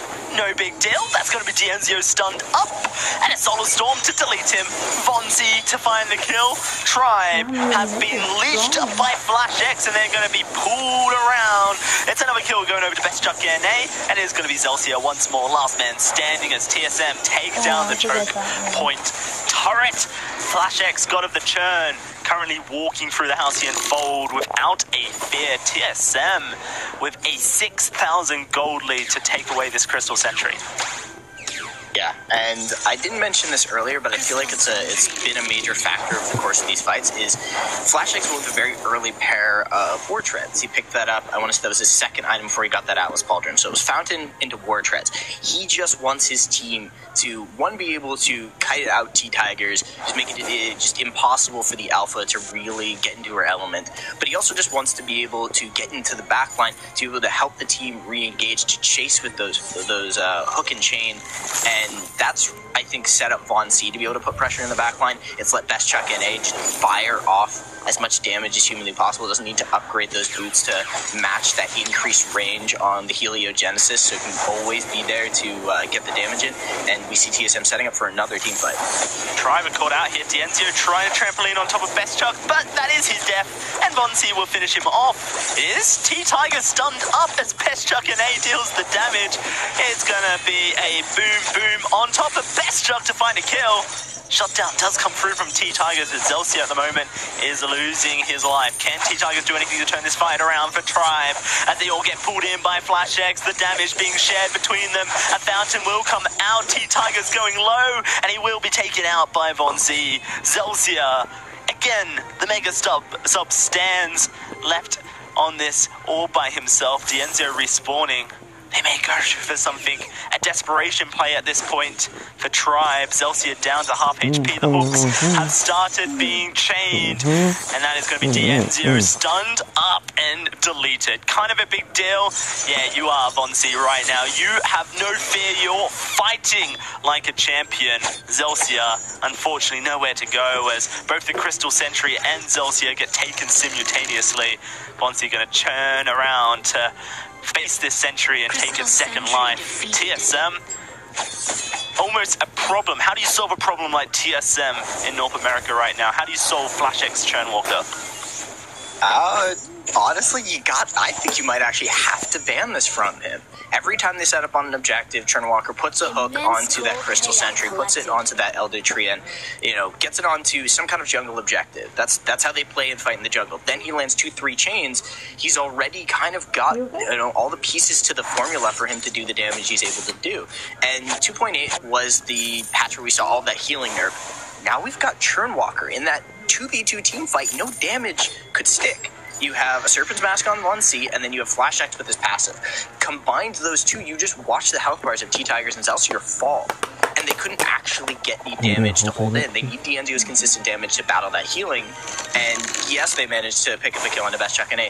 But what does that matter? Best Chuck NA is still full build Just at like this a point in the white game. There's screen. just been such a gold influx And coming into the side of TSM through the amount of objectives they've get been like a able to take, projector, through how much kill and right here, participation there cover is up our with window pretty much everybody outside, surviving from and TSM just have here like in a the game. barbecue Dianzio's and trapped once more in a have team like a fight. movie Gonna be going on gauntlet while we placed, but barbecuing. Dianzio can't escape Von C. He falls down. That's a great core collapse onto T-Tigers, but T-Tigers is doing the damage to Bestchuck. Misses the prime directive. Bestchuck should be okay, you would feel. No, maybe not. Oh, never mind. Core collapse to keep himself alive. Bestchuck NA taking the kill away. 20-4, 10,000 gold. 16 minutes into this game. TSM probably could have pushed into the base and finished it, but you know, they want to add some more stats to themselves. So let's get ourselves a Kraken. Finish this series once and for all. That was a great play coming out of Flash X. We've got a replay. You guys can watch this again. First trespass is used to set up the initial dive. So much pressure on from Von C onto Dianzio, and then there's going to be a follow-up trespass to stop the termination protocol from Alpha. There just isn't enough consistent damage. Dianzio doesn't survive the fights long enough. He's got that full crit build, but it doesn't really matter if Von C is keeping so much pressure on him, and that Echo second trespass was beautiful. Incredible stuff from Flash X. Apparently TSM, the monsters they are, saying we want to go to Singapore. We want to challenge East Asia, North America, and Europe and SEA at Worlds. It's going to be a fight breaking out here as T-Tigers is going very low, doing his best to Bestchuck. Prime directive into the middle of the fight. Dianzio trying to get in there as well, but T-Tigers goes down before using that prime directive, and he's out of the fight. Dianzio nets the 4. Von C should finish it off. It's only Celsius left standing, trying to get away, but he's being walked away by Flash X, who pulls him back in, and Von C will find the ace. It's TSM all over. It's a sweet 2-0 for North American champions TSM once more, wanting to make their way to the top. Challenge Cloud9, who've taken that throne. They're going to be in the finals of week 1 of Split 2. An amazing display from TSM. I definitely believe that this Churn Walker needs to be banned. Arden puts down a gauntlet, and in reality, you're actually trapped in there with Flash X. It's been, impressive to see him pull out a new hero so quickly, and I want to see what else they do with it. Incredible stuff from TSM once more, taking this series in such dominant fashion. Have to hear from Munchable and his analysts to break down this series. Just the one Munchable here going through alongside my analysts. We are ready to break this game down, and that was much more one-sided than the first game. We said that Tribe held their own a little bit in game 1. They didn't really in game number 2. 23-4 final scoreline, and I think we're seeing that maybe Churnwalker is a strong pick, and other teams are just slower to follow up. Yeah, I said Tribe was going to be happy with their draft, but Team Solo Mid was happy with Tribe's draft too, because they just walked all over them with this Churnwalker pick, leading them around as if on a leash. It was really impressive stuff coming out from Flash X, Bestchuck, and Von C. No, seriously though, TSM has always been the team that adapts to the new update the quickest, and the team that experiments the most to find what is strongest. Churnwalker definitely seems to be a pick that is going to be big for them, continuing on to the split. Yeah, absolutely. I can't wait to see more of Churnwalker. And also, how teams start to play around Churnwalker. What kind of picks are such like as this continues to develop. Let's take a look at some of the highlights of that game, as it was all a story of TSM. I want to talk about this team fight because it's such an incredible showing of how effective Churnwalker can be. You can see during the entire team fight, Flash X has all 3 members of Tribe hooked and chained, and constantly he pulls them in with Torment whenever it's up.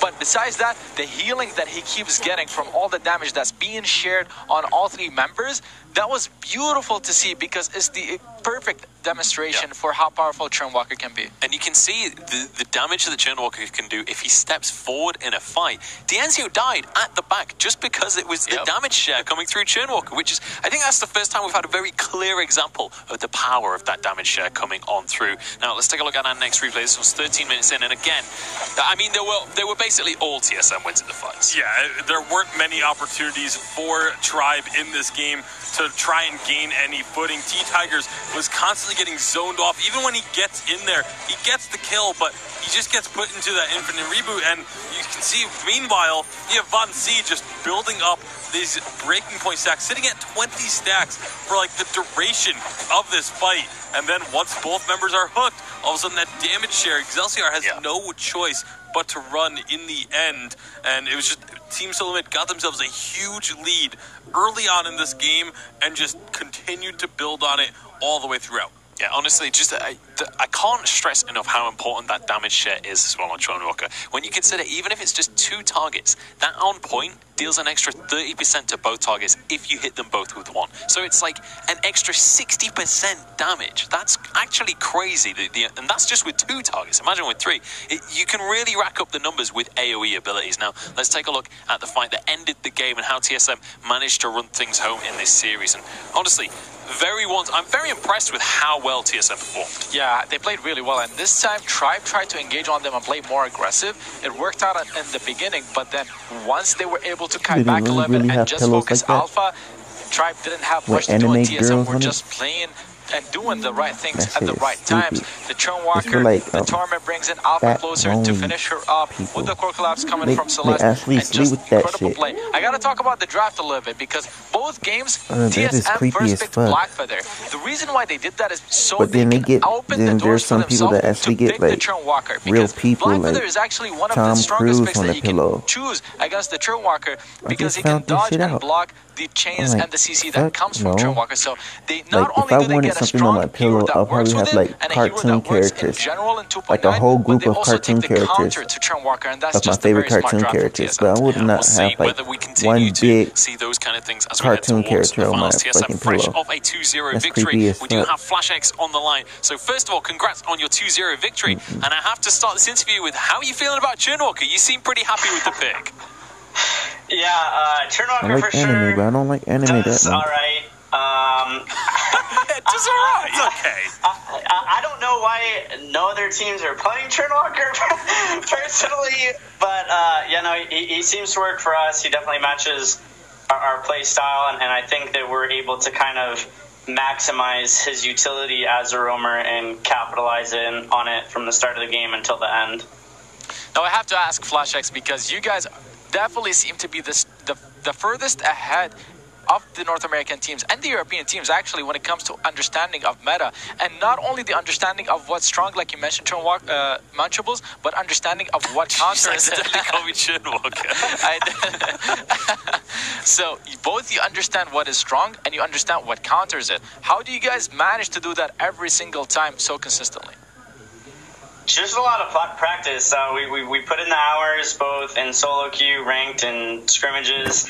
I think we're pretty good about not worrying as much about the result of the game and more about more understanding. So if we go into a draft wanting to try something during a scrim, of course we want to win and we're trying to win, but our main goal for the most part is just understanding, okay, is this a good pick? How does this pick work? And what scenarios are these heroes strong or weak? And I think that we just are very focused in that specific manner. Now,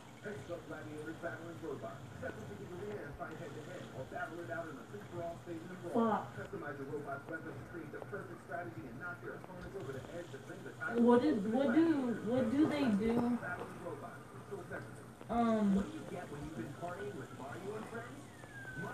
I don't know, Isabel. Okay, you know how like those little pop-ups that pop up on your computers and it says, oh, you want Masters, and basically any other team who we wouldn't be facing in the gauntlet portion of Bowl Masters, and that is trying to prepare for 2.9, we would just I don't know, just wait. Keep the meta separated was challenging, Something I but don't do. As soon as Mobile Masters was over, we just forgot everything in 2.8 and just got to the ground and started working on 2.9. Just to raise the memory that 2.8 ever happened in the first place. Now, one last question before we let you go on this one. Looking towards the finals today and looking towards the rest of 2.9, have we seen everything that this meta has to offer, or do you guys still have some cards up your sleeves? Do we have crazy things to expect coming out of our finals? Yeah, I think that we kind of always have a few different strategies up our sleeves that we might not necessarily play all the time. That being said, there's always things that are very, very situational, where only when the stars align pretty much perfectly can we actually pull it out. So if it happens, it happens. If it doesn't, then we get to save it again for another day. All right, well, I'm very excited to see what you have up your sleeves. Congratulations on your victory, and also congratulations, FlashX, as you're going to be our MVP off the back of that series. Exceptional Churn Walker play coming on in, consistently landing those chains and consistently being a nuisance during these fights. Yeah, I mean, you could see in that first game, he was able to pull Saw closer every single time Saw wanted to pressure a little bit, and that really shut down Tribe, because even when they got a turret, they lost kills, and that's something that you don't want to do as Saw. You just want to get ahead without giving away your lead. Yeah, absolutely, and managing to have such a huge impact on the game. We were saying at the start of the day, we expect Churn Walker to have a significant impact in these games. FlashX proving that you absolutely can in this one. So it's about time that we wrap up our first semi-final. It's time that we start to look towards our second semi-final coming to your guys' screens. It is going to be Nova going up against the Hollywood Hammers. This should be one heck of a matchup. Both of these teams have a lot to work for. Both of these teams have a lot of points that they need to gain if they want to make it to the World Championship. Yeah, and unfortunately for them, only one of these two teams is going to be able to get those bonus points to help them start climbing these standings and trying to get into a better position for the final 3 weeks. Yeah, I mean, honestly, it's crazy to think that that was only the first series here in North America, and we have 2 more to go with the second semifinals and then later on the finals. Yeah, absolutely. Can't wait to see who is going to be jumping on into the finals. Let's take a look at our first roster. It's going to be the Hollywood Hammers coming on in here. Chicken starting all over, and Status. We saw these guys yesterday, and they were looking pretty good. Starting all over, definitely coming back in style. And both of his teammates as well stepping up. This team looked cohesive. Yeah, they looked like they were right back on form, as if they hadn't missed a beat in those 2 weeks. So definitely a team that has to be very much kept on them as we go throughout the rest of the season, because they're a team that could upset and join the ranks of these top teams in the rest of North America. Yeah, I mean, starting all over, coming back to the roster also for Hollywood Hammers now. They're definitely incredible as a team, the way they're playing as a unit, and their understanding of the meta definitely doesn't seem to be too far behind, with Reza and Rhymes coming through for Status yesterday. Absolutely. Now let's take a look at their opponents. Going to be Nova. You mentioned the meta. These guys are more than happy to play with that. We've got Eco, Truth, and Lone Delphi on the main roster. Obviously, Starboy previously was the captain. Eco has been stepping in and has been doing a stellar job. Yesterday, they were playing things like Flicker, Ozo. I don't even know what to expect out of these guys now. Yeah, these guys have made a name for themselves for innovating when it comes to their drafts. You know, they started the Captain Batiste that we saw multiple times last season, last split, and now this Flicker Ozo came through yesterday, netted them a victory.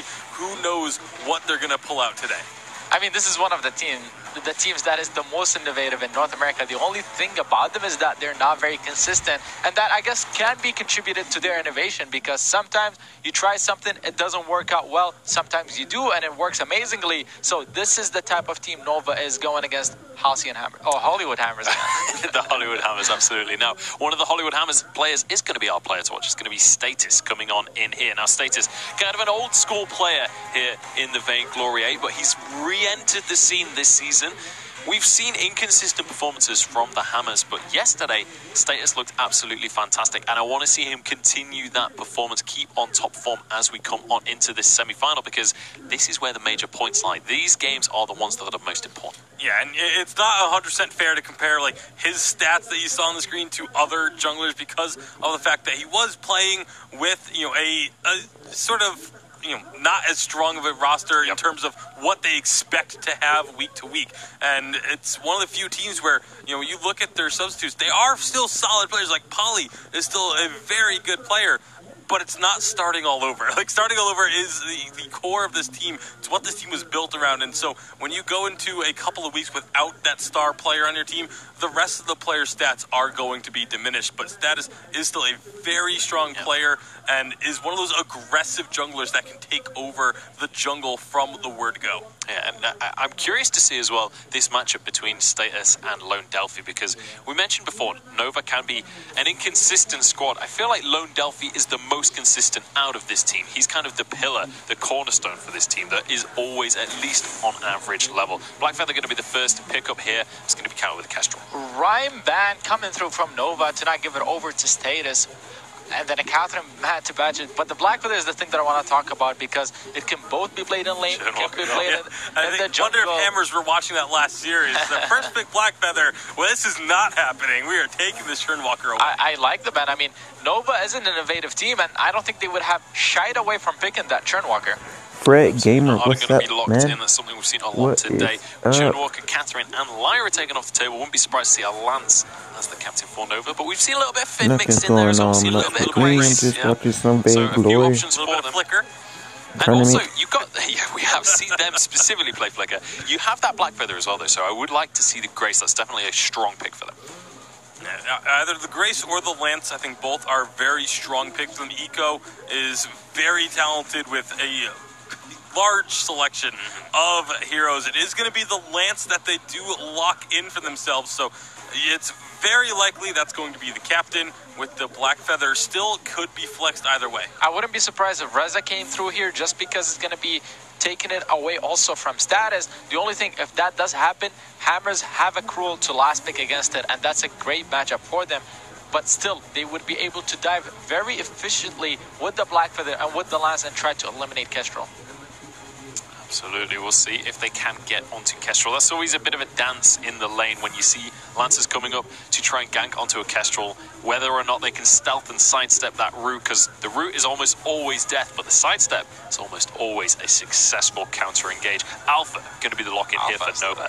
Very aggressive composition. Yeah, Alpha really starting to make a large presence, especially here in North America. The Crystal Alpha route, it was Weapon Alpha last split that we saw a little bit, starting to think maybe this is a pick that could start to make waves. But now with the Crystal route, because of the Aftershock being so strong, we're starting to see this more and more. This would be another case where Sky CP would actually be amazing, both against CP Alpha, against the Lance, and against the Black Feather if he manages to scale a little bit, and CP Alpha takes a little bit to ramp up so she can't pressure too much. Sky would be amazing here. Status played it a lot a long time ago when he used to play back on Gangstars, when he used to play on Phoenix 2 years ago, but instead they don't choose to go for that, they go for the Samuel.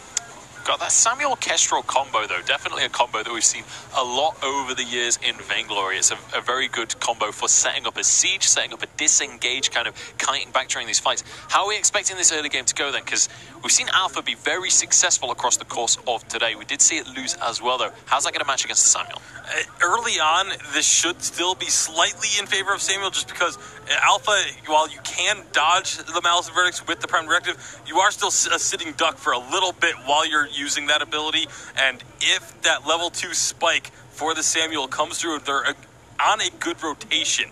That's going to be the key, is when they make the rotation into the enemy jungle. If it's just as level 2 comes out, they can cause some serious damage. This is definitely going to be a traditional case of one composition being stronger early game by sieging on the side of Hollywood Hammers, going to the lane with the Kestrel and with the Samuel, trying to get turrets, snowball a little bit, get a lead. On the side of Nova, however, if they scale without falling behind, the Black Feather and the Alpha will definitely take over the matchup, and especially because they're tankier and Kestrel and Samuel are really squishy. All right, we'll see how this early game is going to play out. I'm excited to see how this semi-final in general plays out. Let us know who you want to take this one using hashtag Vainglory8 on Twitter. But without further ado, it's time to go into the Hollywood Hammers going up against Nova Esports. It's time for me to pass it back over to Dowsy and the Source.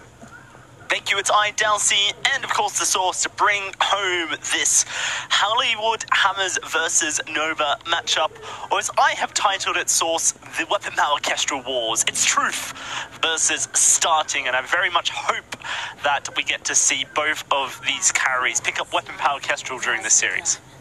Would be a good display of two players on the same character. We can't have 1v1, so this is about the best that we could possibly get. But a heavy dive composition coming out from the side of Nova, bit more of a siege and poke composition coming out from Hollywood Hammers. So we get to see who's going to survive, who picked the better strategy under the circumstances. And both teams kind of positioning towards this middle half. We don't have status with them, so might just be the other tree and going over to Nova. Nova may attempt to steal.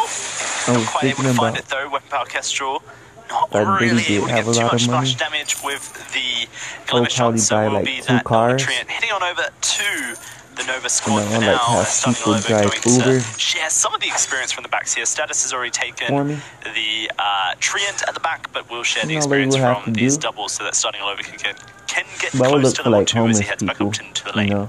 Yeah, and they sent They Eco have back driver to license. pick up a minion candy. Truth also has a minion candy, All so they they're would have ready to do was for give me like what is likely to be some aggressive lane $50 pushing every coming time up they from want to Starting drive over the on car Weapon for Power Uber. Kestrel. This is again a full melee composition That'll be from pretty Nova. cool. We saw what those could do last game or last series, really.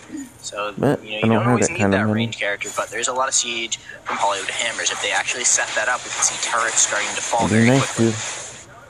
It'll be very interesting to see how Hollywood Hammers do play around this Alpha and Black Feather. They've got a double ranged threat in the Samuel and the Kestrel, and currently Status is attempting this Elder Treant. Drifting Dark, Mouse and Verdict able to secure that Treant for Status, but now Lone Delphi's putting on the pressure. Great Impale! Status now has to run. Lone Delphi doesn't want to continue up the fight. Already used that healing flask, and Status was so healthy, so it looks like Hollywood Hammer's going to get away with it. And oh dear, in the lane, it's First Blood to Starting All Over. That is the danger of massive burst coming out from Starting All Over. I was a little surprised that Truth would be willing to step up that far to take that kind of fight. But Starting All Over, he's playing on a razor's edge with that health bar, just kind of trying to bait people in, be like, no, I'm at low health, you can fight me, it's fine. Saw yesterday from Starting All Over using the charm before he killed the crew. It was just so impressive how he was able to kind of play with Hyde like that and just add a bit of flair to his gameplay. Starting All Over, very mechanically gifted, almost annoyingly mechanically gifted, this young kid.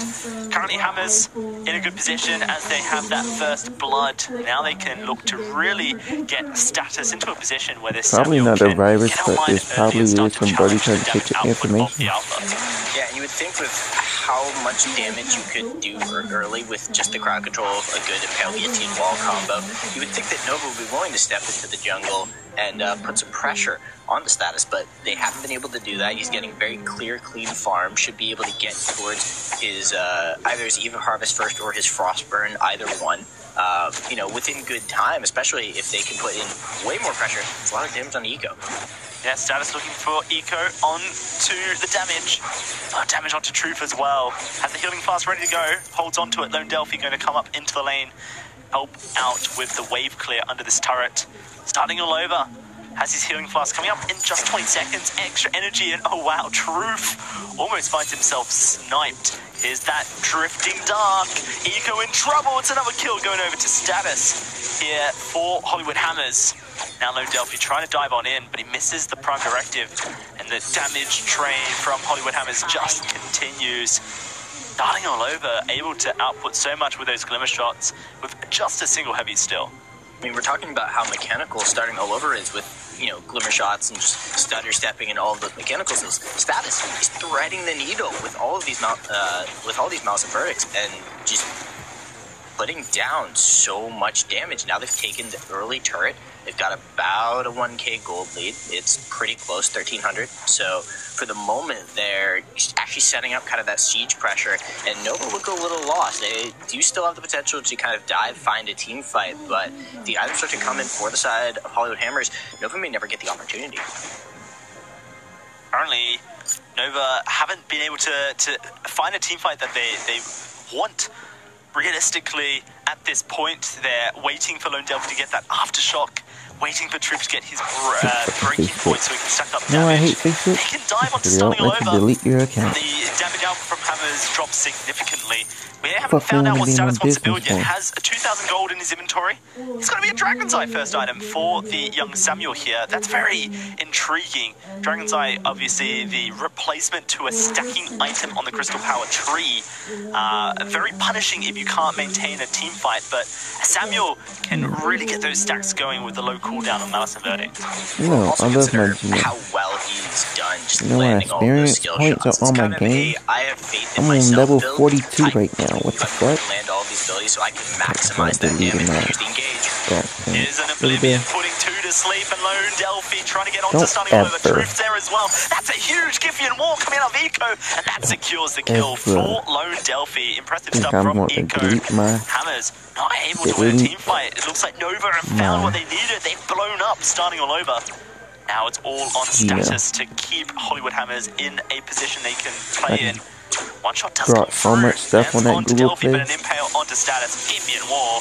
Good night, Samuel. That's a kill going my over Google to Play Truth. worth at least about, Matching I don't know, that like of Hammers. $45. Engagements in a row. Eco comes up big. That Giffian Wall split up the team very well. He's landing all of these impales just on the edge of the skill shot, pretty much figuring out exactly where people are going to be with the end of that ability, and that's set up Nova to kind of reset the pace of the game. They are still down a little bit of gold. They still don't have that initial turret, so there's still space for Hollywood Hammers to spread out along the map to continue to dictate pace of game, but Nova have shown they still got fight. Currently, Hollywood Hammers trying to push the limits of the map without venturing too deep. Eco has set up a trap line, so he has a bit of vision, but it's starting to be cleared away by Hammers. Hammers can clear that vision away, then Starting All Over can start creeping into some positions. Look to try and set up into the right area so that he can look for team fights. That Oblivion coming back up for Status now. There's a gauntlet ready for Chicken as well. This could be very devastating if the stars align for the Hollywood Hammers. Pushing in the wave here at the source. They're likely to look for a team fight. That's an infusion popped by Status. Oh my goodness, the damage onto Truth. Starting All Over rooted, but it doesn't even matter. Oblivion goes out, it misses entirely. But Eco's almost dead. It's gonna be one shot onto Truth. The fountain and the healing flask popped. Keep everyone alive here. And the siege hasn't even started from Hammers. That turret is still ready to go, but Starting All Over rooted. Oh, Prime Directive! Nova finally engage of Dreams, and now Status is in trouble as Lone Delphi tries to chase on. Gauntlet to disengage the fight via Chicken. Lone Delphi will continue with a Prime Directive. Impale misses, but Lone Delphi's got it. Impressive Impale play so far in the Alpha. And just when you think that Hollywood Hammers siege has set up to find themselves an objective, Nova finds engage after engage. Another onto Chicken. You should have just went back and tried to save the fucking turret, dude. To find his fourth kill of the game will be Truth. Person was already coming up. Great team fighting coming out from Nova. When Hollywood Hammers didn't get that initial kill, You'll get that door before she starts barking. They needed that kill to set up that siege. The Crystal Infusion was popped. You get that kill and you have a Crystal Infusion, the amount of poke and damage that they put out, you're easily going to take that additional turret. The fact that they don't get that, they then kind of start to lull in what their damage can do. Once the Drifting Dark is on cooldown, there's a lull in the damage, opportunity for the side of Nova to fight back. They are evening up the gold, so definitely abusing Hollywood Hammer's mistakes, but they still haven't taken this initial turret. And I think until they do that, there's always the potential for Nova to just kind of get squeezed out of the game and just be pressured too much when it comes to these sieges. Currently, Hollywood Hammers continuing to pressure Nova, but like you mentioned, Nova very happy to take these team fights. Now, Giffian's Wall, Starting All Over's in a lot of trouble. Flare revealing him, trying to lay down the damage. Eco taking a lot of it. Lone Delphi charging on forward, uses his termination protocol and gets popped in it. He's going to go down? No, he reboots just in time. Maybe Nova can look to re-engage this fight. Status, though, a lot of stacks built up, looking for more. Eco will be sacrificial lamb for Nova. Status not ready to give up yet. One shot onto Truth. That's Mars and Verdict's finding a double for Status. Now it's Lone Delphi trying his best to run. It's going to be Status chasing on down, unfortunately dropping his Dragon's Eye stacks. Maybe they can find the kill onto the Alpha nonetheless while Starting takes down the turret. Status doing his best, Chicken going low, pops the fountain to keep himself alive. It won't be an ace for Hammers. In fact, they're struggling. Status may have just bit off more than he can chew. As Lone Delphi going to re-engage with a Prime Directive. Turret goes down. Lone Delphi close getting his passive back. Re-engages with the reflex block, but Status able to take him down. Starting All Over trapped in Eco's wrath as the team fight continues across the fold. Looks like Chicken might be able to get the Vanguard to keep him alive. No, Impale comes through. Truth, where's your on point? In fact, he doesn't need it. Rose Offensive gets the kill. Status to move on in to try and keep this turret alive.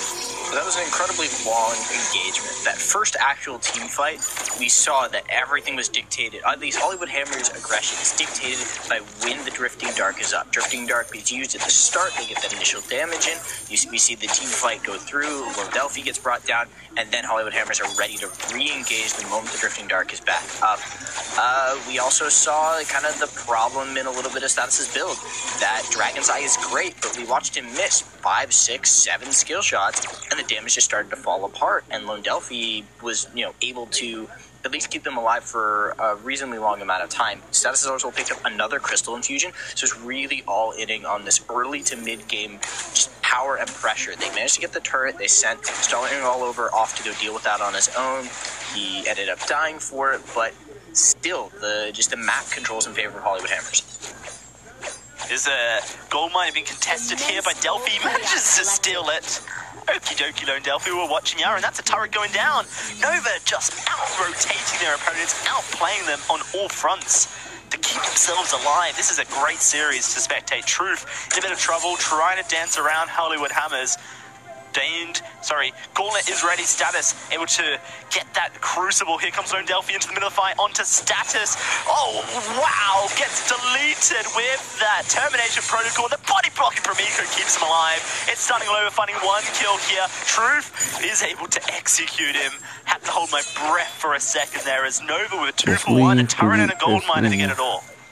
Eco, the hero that Nova needed. That body block saves them, the additional death onto Lone Delphi, basically wins them the team fight, and now is going to result in them getting an additional objective. So, talked about how Nova hadn't really been able to pressure out onto the map. It takes them one team fight and only about 30 seconds to turn things around and even up where the map control is, taking those 2 turrets down, gaining a little bit of a gold advantage, and now we see maybe Status might not be able to dish out enough damage. He still doesn't have the Frostburn, so no guaranteed way to get that slow in, but here's the engage on Lone Delphi. Yeah, it is just Nova attempting to get onto Status here. Impale blocked up by a Crucible from Chick, and Starting Over's in the fight, but Status is almost out of it. Lone Delphi to blow him up. Fact manages to get it with just an auto attack. Truth will go down. Eco has to roll away, and Lone Delphi is running for the hills. Eco to go over the wall, Chicken to slow him down with a Vanguard, and that's the double kill coming out for Starting All Over now. It's all Lone Delphi left alive for Nova. Hollywood Hammers wanting to find that ace for themselves. 7 seconds left on Truth's death timer, but Lone Delphi just too tanky at this point with that metal jacket. Hollywood Hammers to find 2. Yeah, Nova look for what was a pretty decent pick-off and just kind of get a little too deep in enemy territory. Lone Delphi not going to re-engage, Starting Over, taking massive damage, doesn't have a lot of mana.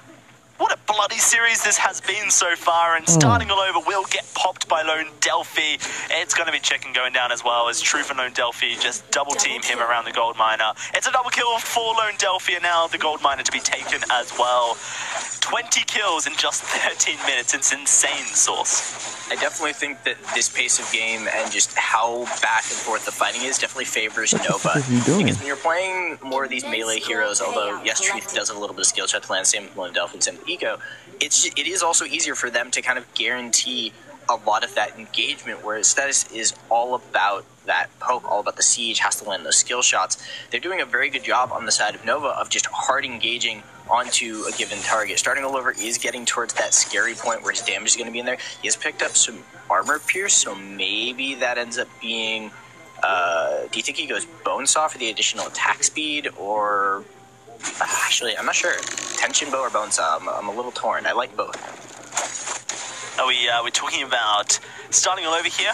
You would assume it would be a Tension Bow to finish the build off just for the extra burst. However, previous updates, it was always a Bonesaw to come through because the Glimmer Shots provide shredding to everyone who gets hit by a Glimmer Shot, so you can basically remove everyone's armor very quickly. So it depends on if Starting All Over feels like he's Druid on this CP weapon power Kestrel, because that will basically define whether or not he builds that Bonesaw. Right, well, Nova, they are starting to look for a little bit more of a team fight. They've got Lone Delphi pretty tanky at this point. Goes for a third damage item, maybe that's a Shattered Glass just to add to the burst, and engages in on Status. Yeah, starting all over, in trouble, impaled on up. Chicken with the Vanguard to get him away. Lone Delphi trying to escape the Prime Directive, straight on into the middle of the fight. Looking for starting all over. He's going to start up that Termination Protocol, jumps onto Status, but going to pop before he can get any more damage down. Hammer's able to just about escape the torment from Nova. At this 15.5-minute mark, that could have been devastating if they were to lose starting all over. It would have been a Kraken for sure. Nova starting to set up in the jungle a little bit. They don't have a massive amount of vision. There's a couple of scout traps being picked up, or at least Flare is picked up for Chicken, and that's going to be a good route on the Status. He might be in trouble. Yeah, Sentry goes down. Lucas starting all over, trying to escape. Gauntlet perfectly placed to stop them from getting onto starting all over, but now they just turn onto Status and he is dead. Starting up against the wall, Lone Delphi finds the Prime Directive, and it's only Chicken left alive. Currently just Truth and Lone Delphi able to do it all. Prime Directive will stop the backport. Chicken is dead Reno, as Truth will find that ace for the side of Nova. Now a Kraken will be taken. Right as that team fight started, I was a little scared for Nova. They get the initial engage, but a Githian wall actually pushed everybody to the side, and Lone Delphi missed the Prime Directive. So that instant combo, I thought they might have bitten off a little bit more than they could chew, but very, very quickly Truth gets into the back line, starts putting pressure on starting all over, and he says, I am the one true Kestrel, and I'm going to take this character away from you. You're just not going to be allowed to do what you want, and this could be bad for starting all over. Man, don't face He is going to get engaged upon. Oblivion goes out, starting all over. Good night, my dear friend. Lone Delphi, never mind, can't find the kill. Starting all over is a god. I take it all back. He is going to head back to the healing platform. He is going to start healing on up. Infusion will be ready to go. One shot goes out, but it doesn't connect with anyone. Kraken has hit the choke point turret as we speak. An impale lands onto Chicken. It's Nova clearing out this turret like it means nothing, like it's made of paper. Lone Delphi trying his best to find engage, but a great glimmer shot set up onto the active camo stuns the entirety of Nova. They're diving deep. They want these turrets. Double root comes through from Eco into a double Githian wall. Gauntlet gets placed. Lone Delphi dives into the Gauntlet with his reflex block. And now it is going to be starting over, doing his best to try and take down Truth. Finds the kill. It's Lone Delphi next. He has to try and find the kill once it's starting all over. If he doesn't, he will lose his life. And he is going to reboot just in time. Debated, goes onto the Vein Crystal. It should be the Kraken just dropping in time for Hollywood Hammers to keep their base alive. Nova taking everything but the crystal itself. What an exciting game we have here. Stop blind shooting. A little bit too much damage on starting all over for them to be able to get away with that one. They were able to bring Lone Delphi and Truth down. Interesting build decision coming up from Eco has gone into double armor, so just wants to be able to survive through starting all over. I think that's how much respect he's got, and that's going to be a bone saw to shred through all of that armor. So, I think that for the moment, Nova still look very, very good. They have to be worried about, these extended engagements. They really need to make sure that Truth is getting deep into the back line. And Status now has the broken myth, so Isabel. Damage will get through. I don't really see a lot of ways for the side of Nova to avoid that damage other than sidestepping it. So they just kind of need to engage into the back line before Status can really set up his poke. The other way to avoid the damage is you kill Status, and then you no longer have to worry about that damage. It's been fairly effective for Nova so far. They will likely employ the same tactic. We're starting to hit these late-game builds here at this 19-minute mark. One shot flies out, but doesn't connect with anyone. Nova, very wary that if they were to lose a team fight to Hollywood Hammers right now, then with the amount of damage this Kestrel does, turrets would drop very quickly. Hammers wouldn't miss an opportunity to take everything that they could possibly take in their short period of time. Nova are pushing on in. Prime Directive onto starting all over. Knocked up against the wall. Stunned. Gets himself into the Gauntlet walls and he's trapping everyone up. But Truth has the kill nonetheless. Look at Status around the team fight. Staying in the Drifting Dark. Trying to lay down the damage. But it's Chicken, the one being focused. And double kill for Truth. They're just going to ignore Status.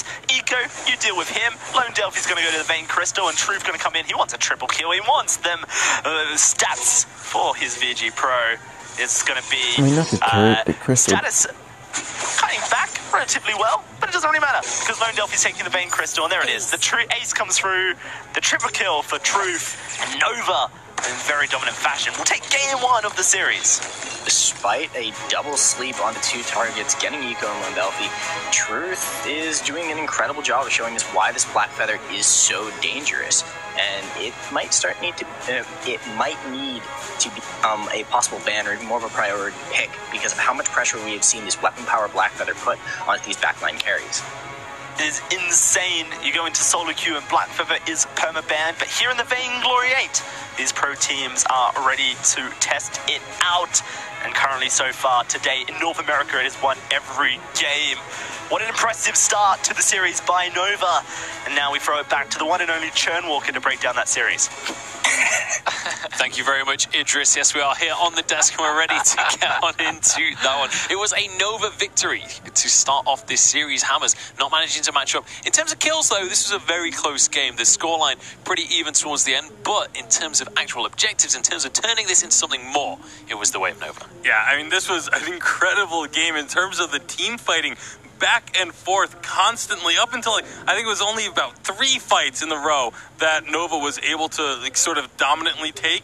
But up until that point, it was always like 1 kill, 1 or 2 people getting picked off and getting traded back and forth. Both of these teams were playing exceptionally well. It really was back and forth. And props to Nova for being able, or Hollywood Hammers for being able to get ahead early on with their composition by sieging. The only problem is, though, is they weren't able to advance that lead and get even further ahead to snowball the game really hard. They started falling behind in team fights, and once Nova's composition scaled with the items, with the levels, it wasn't hard for them to fight back and start winning those team fights. Yeah, and we can see a couple of those team fights now as well. We've got one that was around 16 minutes into the game. This was the first ace that Nova managed to grab for themselves. This is where they really started to rock and roll in these fights. Yeah, and you can see 11-9. Like, this has been so close up to this point. The turrets were even. It was such a very back and forth game, but finally they're able to get starting Lover taken out of this fight. Status fell on the backside as well, and that was the key. With Status kind of got to this point where he was able to be targeted and focused down. Normally that's not the case with Samuel. Normally Samuel is so incredibly durable that you can't just go straight after him, but this build from Status, it was a high risk, high reward type of build. If he's able to stay on the back lines, he can dish out a ton of damage, but once this hard engage from the Black Feather and Alpha got onto him, he went down very quickly. If you've got an Alpha and a Black Feather on you, you're not going to survive that onslaught for very long. We do have a moment where Hollywood Hammers did manage to hold on. They defended against the siege, but it was short-lived. Yeah, I mean, this was when Nova were trying to push in with a Kraken, and they made a couple of mistakes because they overstepped, and what we're going to see here, Londelfi ends up dropping with that, using his ultimate. Before using his ultimate, he dies and goes into the infinite reboot right there. That's big because maybe he manages to use his ultimate, does damage to the crystal, to the Vein Crystal with it, maybe close out the game there, but that wasn't the case. Regardless, they were able to still win the game later. Yeah, and credit to starting over there, it was actually an active camo stun that prevented him from being able to use that ultimate. So it wasn't like he just didn't hit it, it was he got stunned up and was killed while he was still stunned. So great job by Hammer to recognize the opportunity to get his health low enough before he could pop that termination protocol. Yeah, absolutely. Denying that opportunity from them. But if at first you don't succeed, try again. And Nova went in for another siege. This time, they were much more successful. Yeah, and at this one, again, they catch one of the 2 carries. That's their main focus. Status is doing what he can on the back line here, but again, unfortunately for him, just not able to have enough damage, and then just gets harassed by Eco, just locking him into the wall, keeping him rooted, and just blocking out so much of the damage he's trying to do.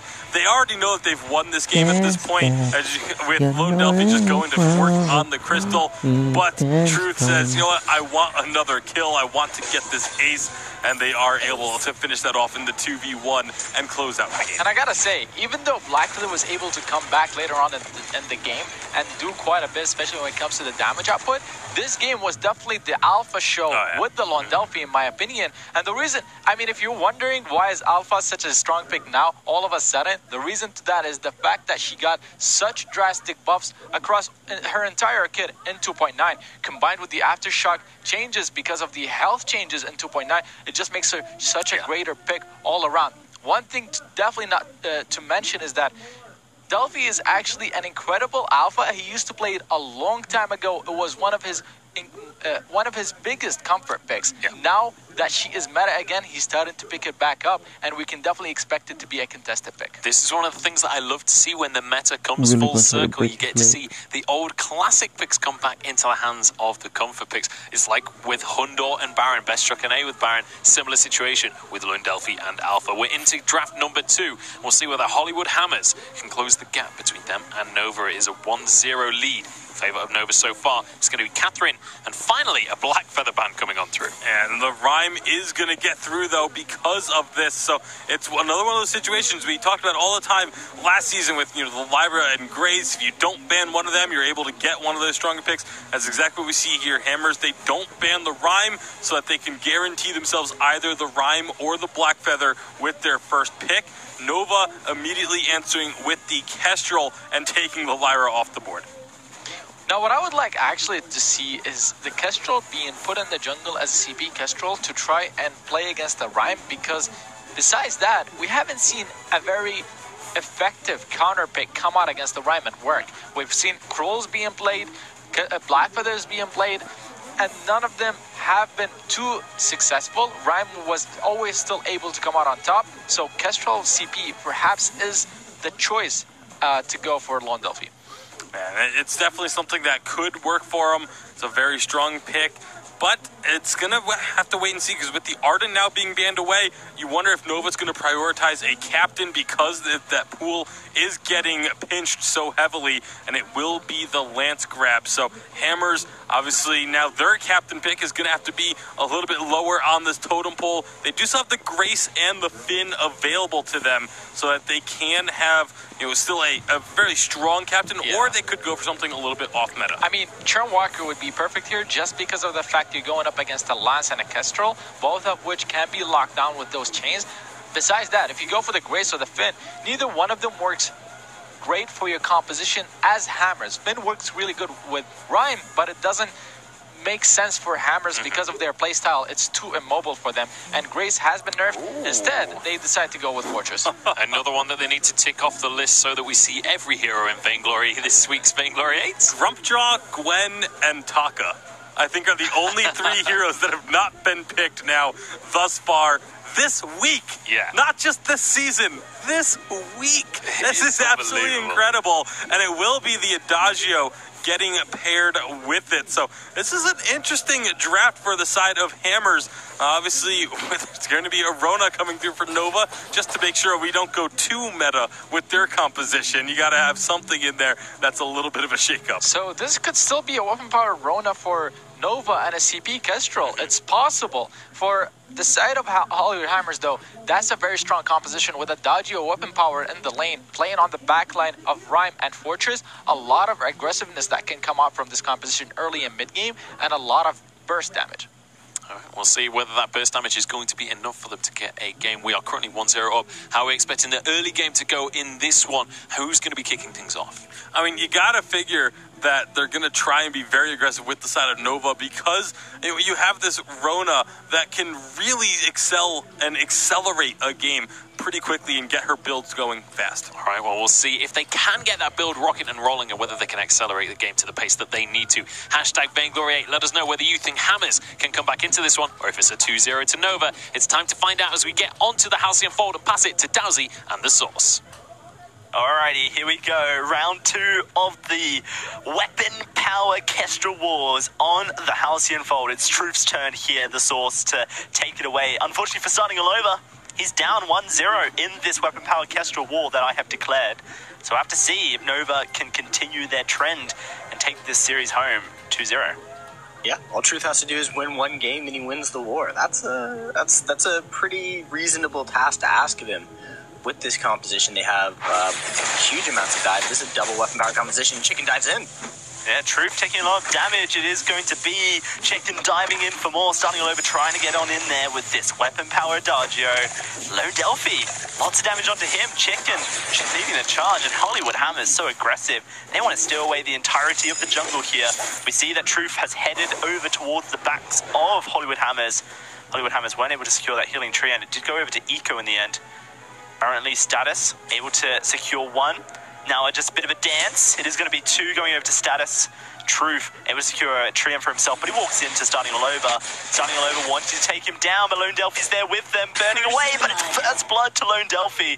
And how will Nova now play is the question. Eco stops the backport of Chicken, but Status did make it home. This is very interesting right now because Truth and Lone Delphi are kind of trapped into just taking this middle treant whilst Chicken kind of leads Eco and walk in the park. It's just Eco walking his dog right now through the Halcyon Fold, you know, having a good time. Well, Hollywood Hammers, they come out with a massive amount of aggression. It looked pretty good for them at the start, and then Nova just kind of managed to kite away. The jungle invasion game isn't that high. They only managed to really take away the backs and that one middle treant. So all in all, Nova come out pretty much even here. They lose a little bit of gold because Adagio's up in the lane. He's farming a bit. He's getting the wave pushed up. Actually throws down the minion candy, so wants to get as much kind of value out of the siege, make things as difficult for Truth as possible. Currently, it is just Hollywood Hammers doing their best to be very abusive with this rhyme, invading continuously on towards Lone Delphi's Rona. It is going to be double weapon power coming out for the side of Nova, something to kind of bear in mind as it does influence the item purchases. You don't typically see Bonesaw or Tension Bow built as often now on 2.9. Unless it is double weapon power, then of course it's necessary. Oh, Lone Delphi, you cheeky bugger, able to steal away that Elder Triumph for himself. And once more, Nova just kind of able to secure everything that Hollywood Hammers is trying to steal. Yeah, item-wise, it also means that there's only really one damage source to deal with, so Nova have the potential of either going more damage or double stacking that armor, getting the Metal Jacket plus the Atris Pauldron. You know, there's just the potential there for them to feel, or yeah, for Hollywood Hammers to do that. I don't know why I said Nova. They've got plenty of mixed magic damage coming out from pretty much everywhere, even Starting All Over's got a little bit of it as well. So, item-wise, as we see the game progress, weird to see her scratch, because she don't usually do it. Some Hollywood Hammers, they have an opportunity to vary up their items. They've got far more flexibility because there's only one damage type to deal with. Let's see how Hollywood Hammers can kind of make that composition work for themselves. It is going to be Chicken leading the charge, and you have to feel that this fortress could be the demise of the Kestrel. Both these teams seemingly picking compositions that work into Kestrel. You're going to have a weapon power Kestrel war, you might as well make it as difficult for the carry as possible. Status and Lone Delphi once more fighting over that Elder Treant, and it is Lone Delphi who secures it. Very surprising, actually, to see a Rhyme miss out on a Smite battle. In the lane, though, Troop in trouble. Pops here, healing flask. Oh, the damage coming out of Starting All Over. There wasn't that little shield there. That would have been Troop dying, you feel. Hammer's putting on the pressure. Yeah, they want to keep up the siege. They aren't really getting the oppressive jungle value they would have probably liked to get out of the Rhyme. Lone Delphi's doing a very good job of securing his camps and then harassing the jungle on the side of Hollywood Hammers. But this lane pressure is here. We definitely see, you know, at least in terms of how much health pressure is being put onto Truth, he's being forced under the tower. He's doing a very good job of farming while under this tower. Is pretty much even with Starting All Over, despite the minion candy that was popping. Here's the dive. Githian wall. What an incredible lance Eco is. In the last game, Eco set up so many different kills for his team. That is a beautiful Githian wall. You have to consider perhaps maybe even taking away Eco's lance. He is a monster on it.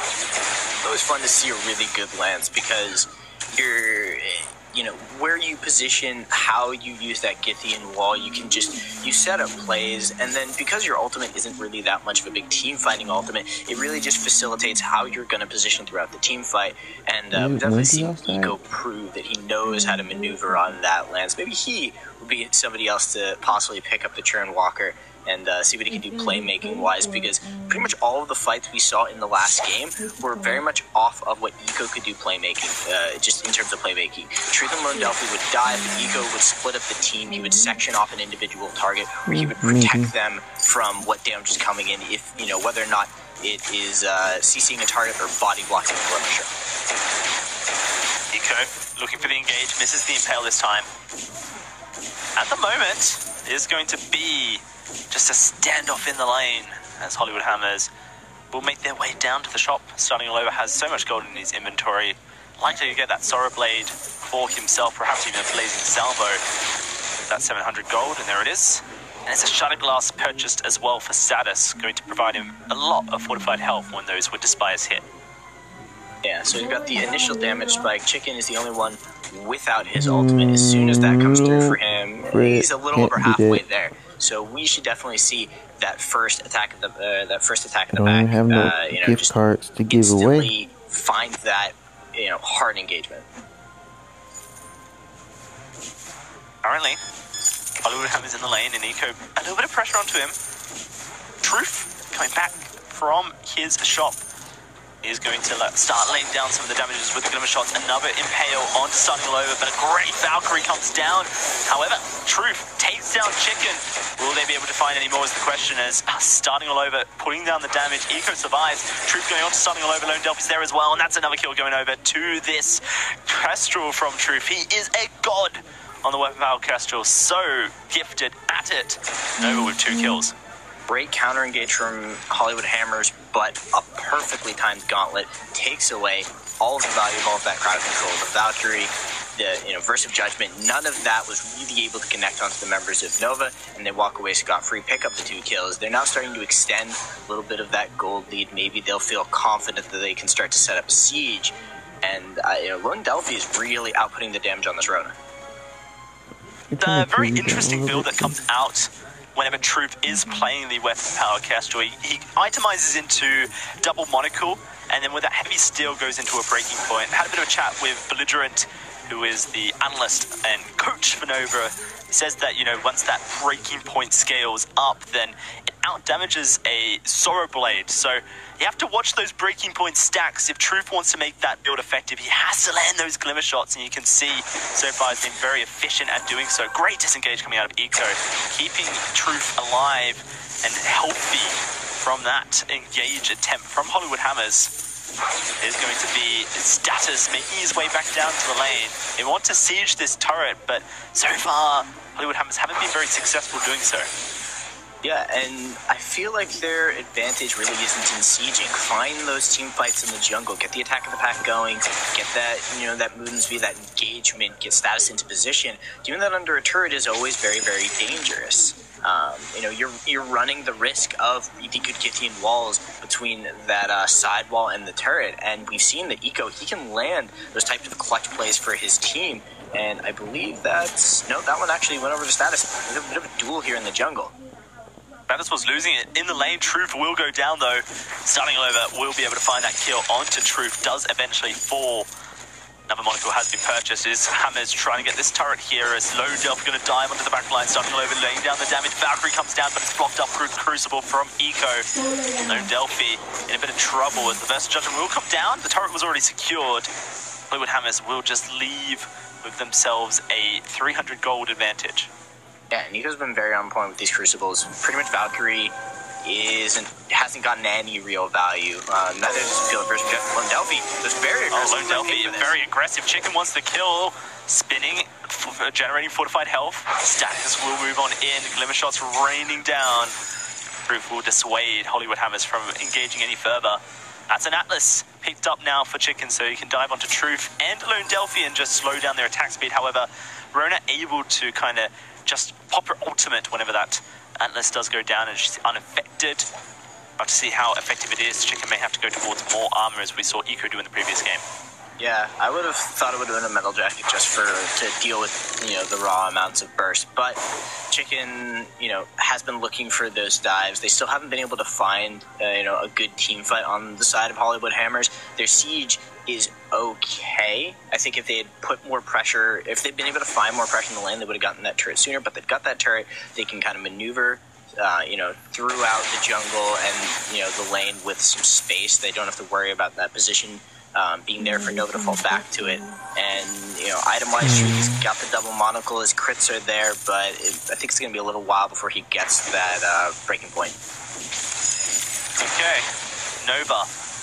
Now in a position. They want to try and contest Hammers pushing the lane. They're up in the side. Good positioning from Nova, because if Hollywood Hammers was to start a fight there, Eco would have Giffian more advantage, but Hollywood Hammers very clever not to even contest that idea. They just push onto the turret and get some damage down. Currently, going to be Eco. We've seen him Impale and being punished heavily for it. Hollywood Hammers continuing their threat as Truth trying to lay down the damage with those glimmer shots. Doesn't quite have that breaking point yet, and that's when his build really comes online. Something to keep on mind. He can go back and purchase it now. Now that the breaking point is there, the damage ramp up for Truth is quite surprising. Yeah, I actually thought it'd be a little bit while longer before he picked that up, but once you get the core of his build going, so now these team fights get, very interesting. How well is Truth going to be able to set up his siege? How well is Eco going to be able to protect him against what is a very clean dive from the side of Hollywood Hammers? As soon as they pop the attack of the pack, they should be able to start putting the pressure on to Truth. But we've seen the last two team fights, every time they kind of get that, the momentum going, they don't manage to make it happen. And Truth is in a dangerous position. Yeah, I don't think Hammers quite knew how dangerous it was. First Judgment will come down. It's going to be Eco stunned on up. Truth, he's just getting chunked out by starting all over on this Adagio, critting away. Truth able to get out alive for now. One shot comes through, but it is Status to find a kill into Lone Delphi. Now they make up their mind. Do they want Truth or do they want Eco? Chicken says Truth. Truth says uh-oh, and that will be him going down. Two Hollywood Hammers are going to turn their attention to Goldminer. One auto attack apiece could have found him one of those kills, but good kiting from the side of Hollywood Hammers. They find their fight, manage to get their engagement in. I don't think he was going to go for that.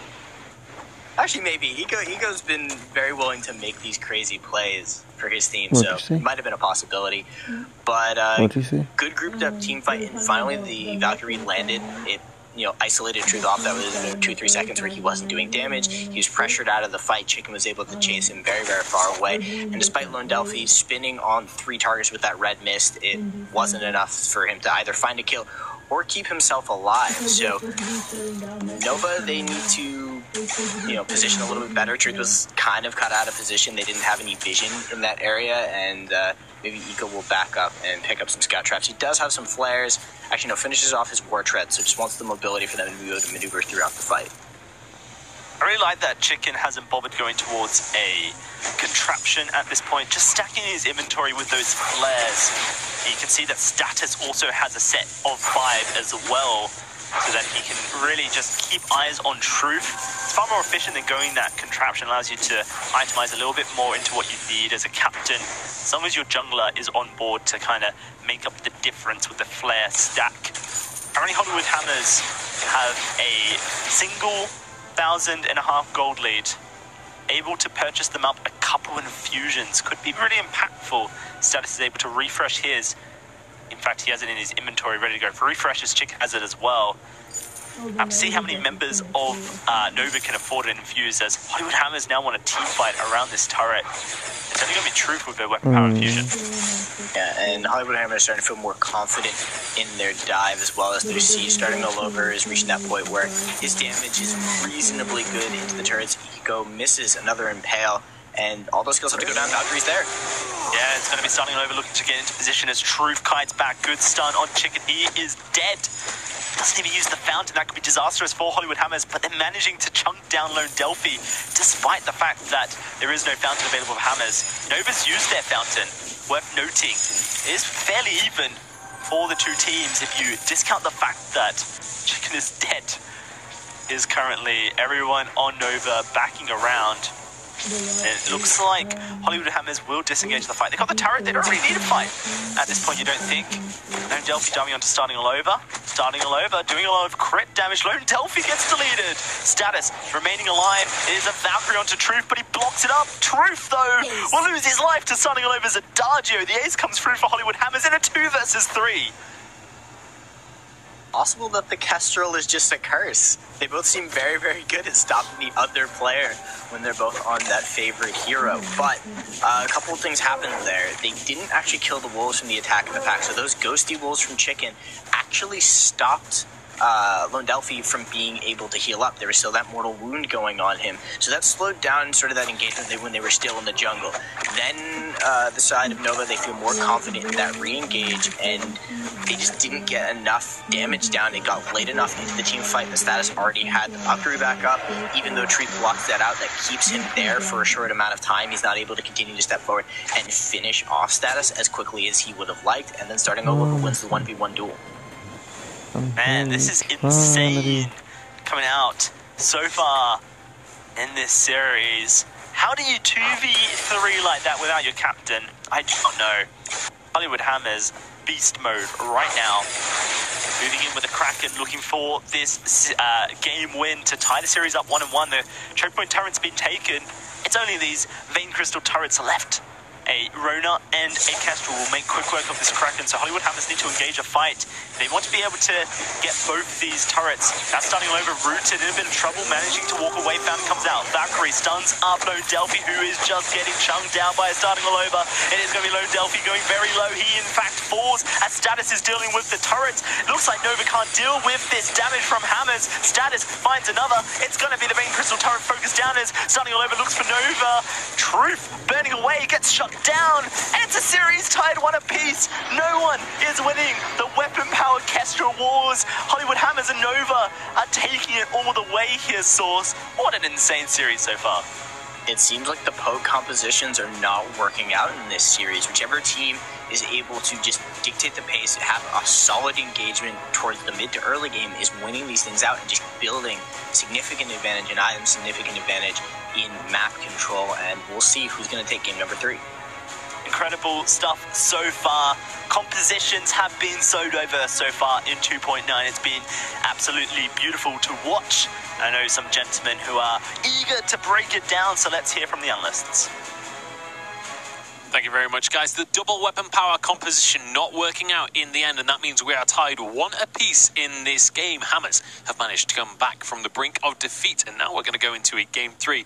Gentlemen, talk to me a little bit about this game. I know, Zoro, you were very eager to talk about specifically the Kestrel and Fortress matchup. Yeah, I want to talk about the Kestrel and Fortress matchup because we didn't get to talk about it too much in draft. Fortress is a great pick into Kestrel because of his wolves. When he uses those wolves in team fights, it forces Kestrel to start running backwards, and especially with Kestrel's build, the consistent proc that's coming from the Fortress wolves allows her or denies her being able to go invisible. I want to touch a little bit more on that.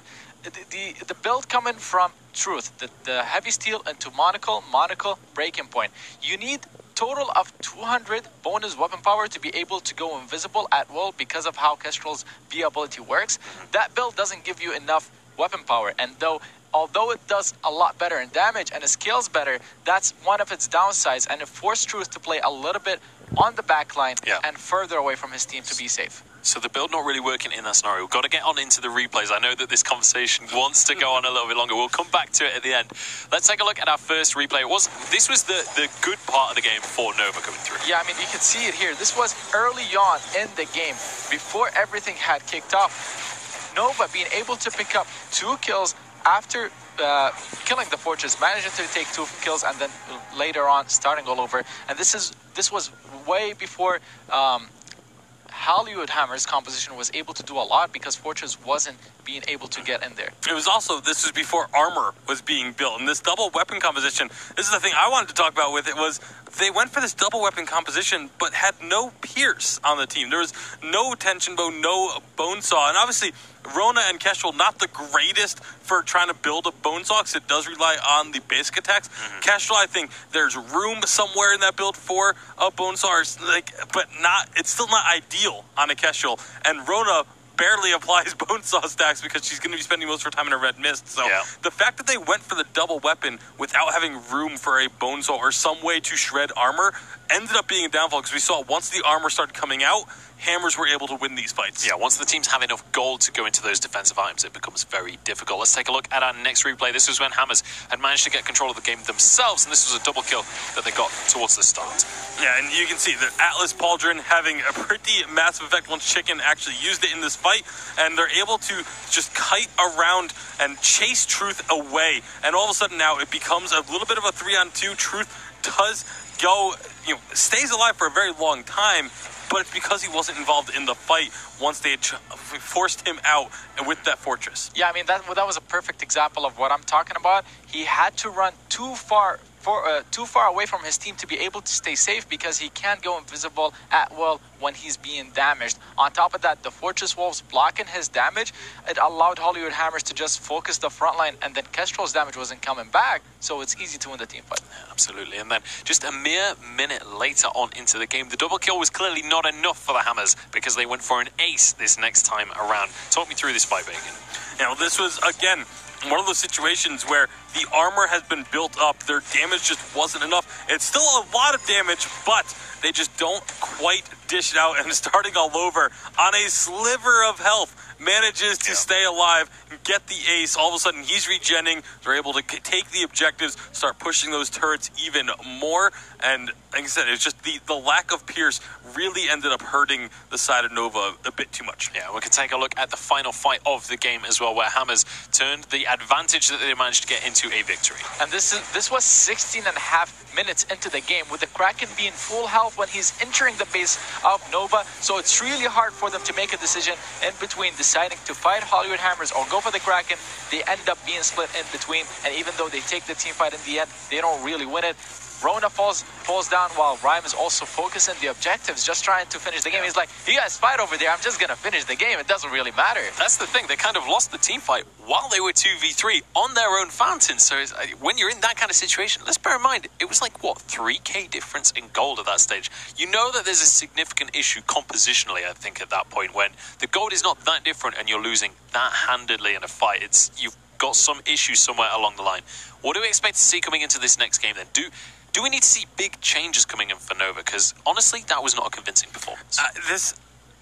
You do need to see big changes, but at the same time, it's just one of those outliers for Nova. This is one of the problems that this team has with trying to become one of these top teams, is they'll have games like that where it's just, you look at it and just like, why did they do this? It just doesn't really make a whole lot of sense. And then they'll come back the next game and they'll destroy their opponents. So there, with Nova, it's that inconsistency in the draft and in their execution that just gives you cause for concern when trying to pick them as one of your favorites.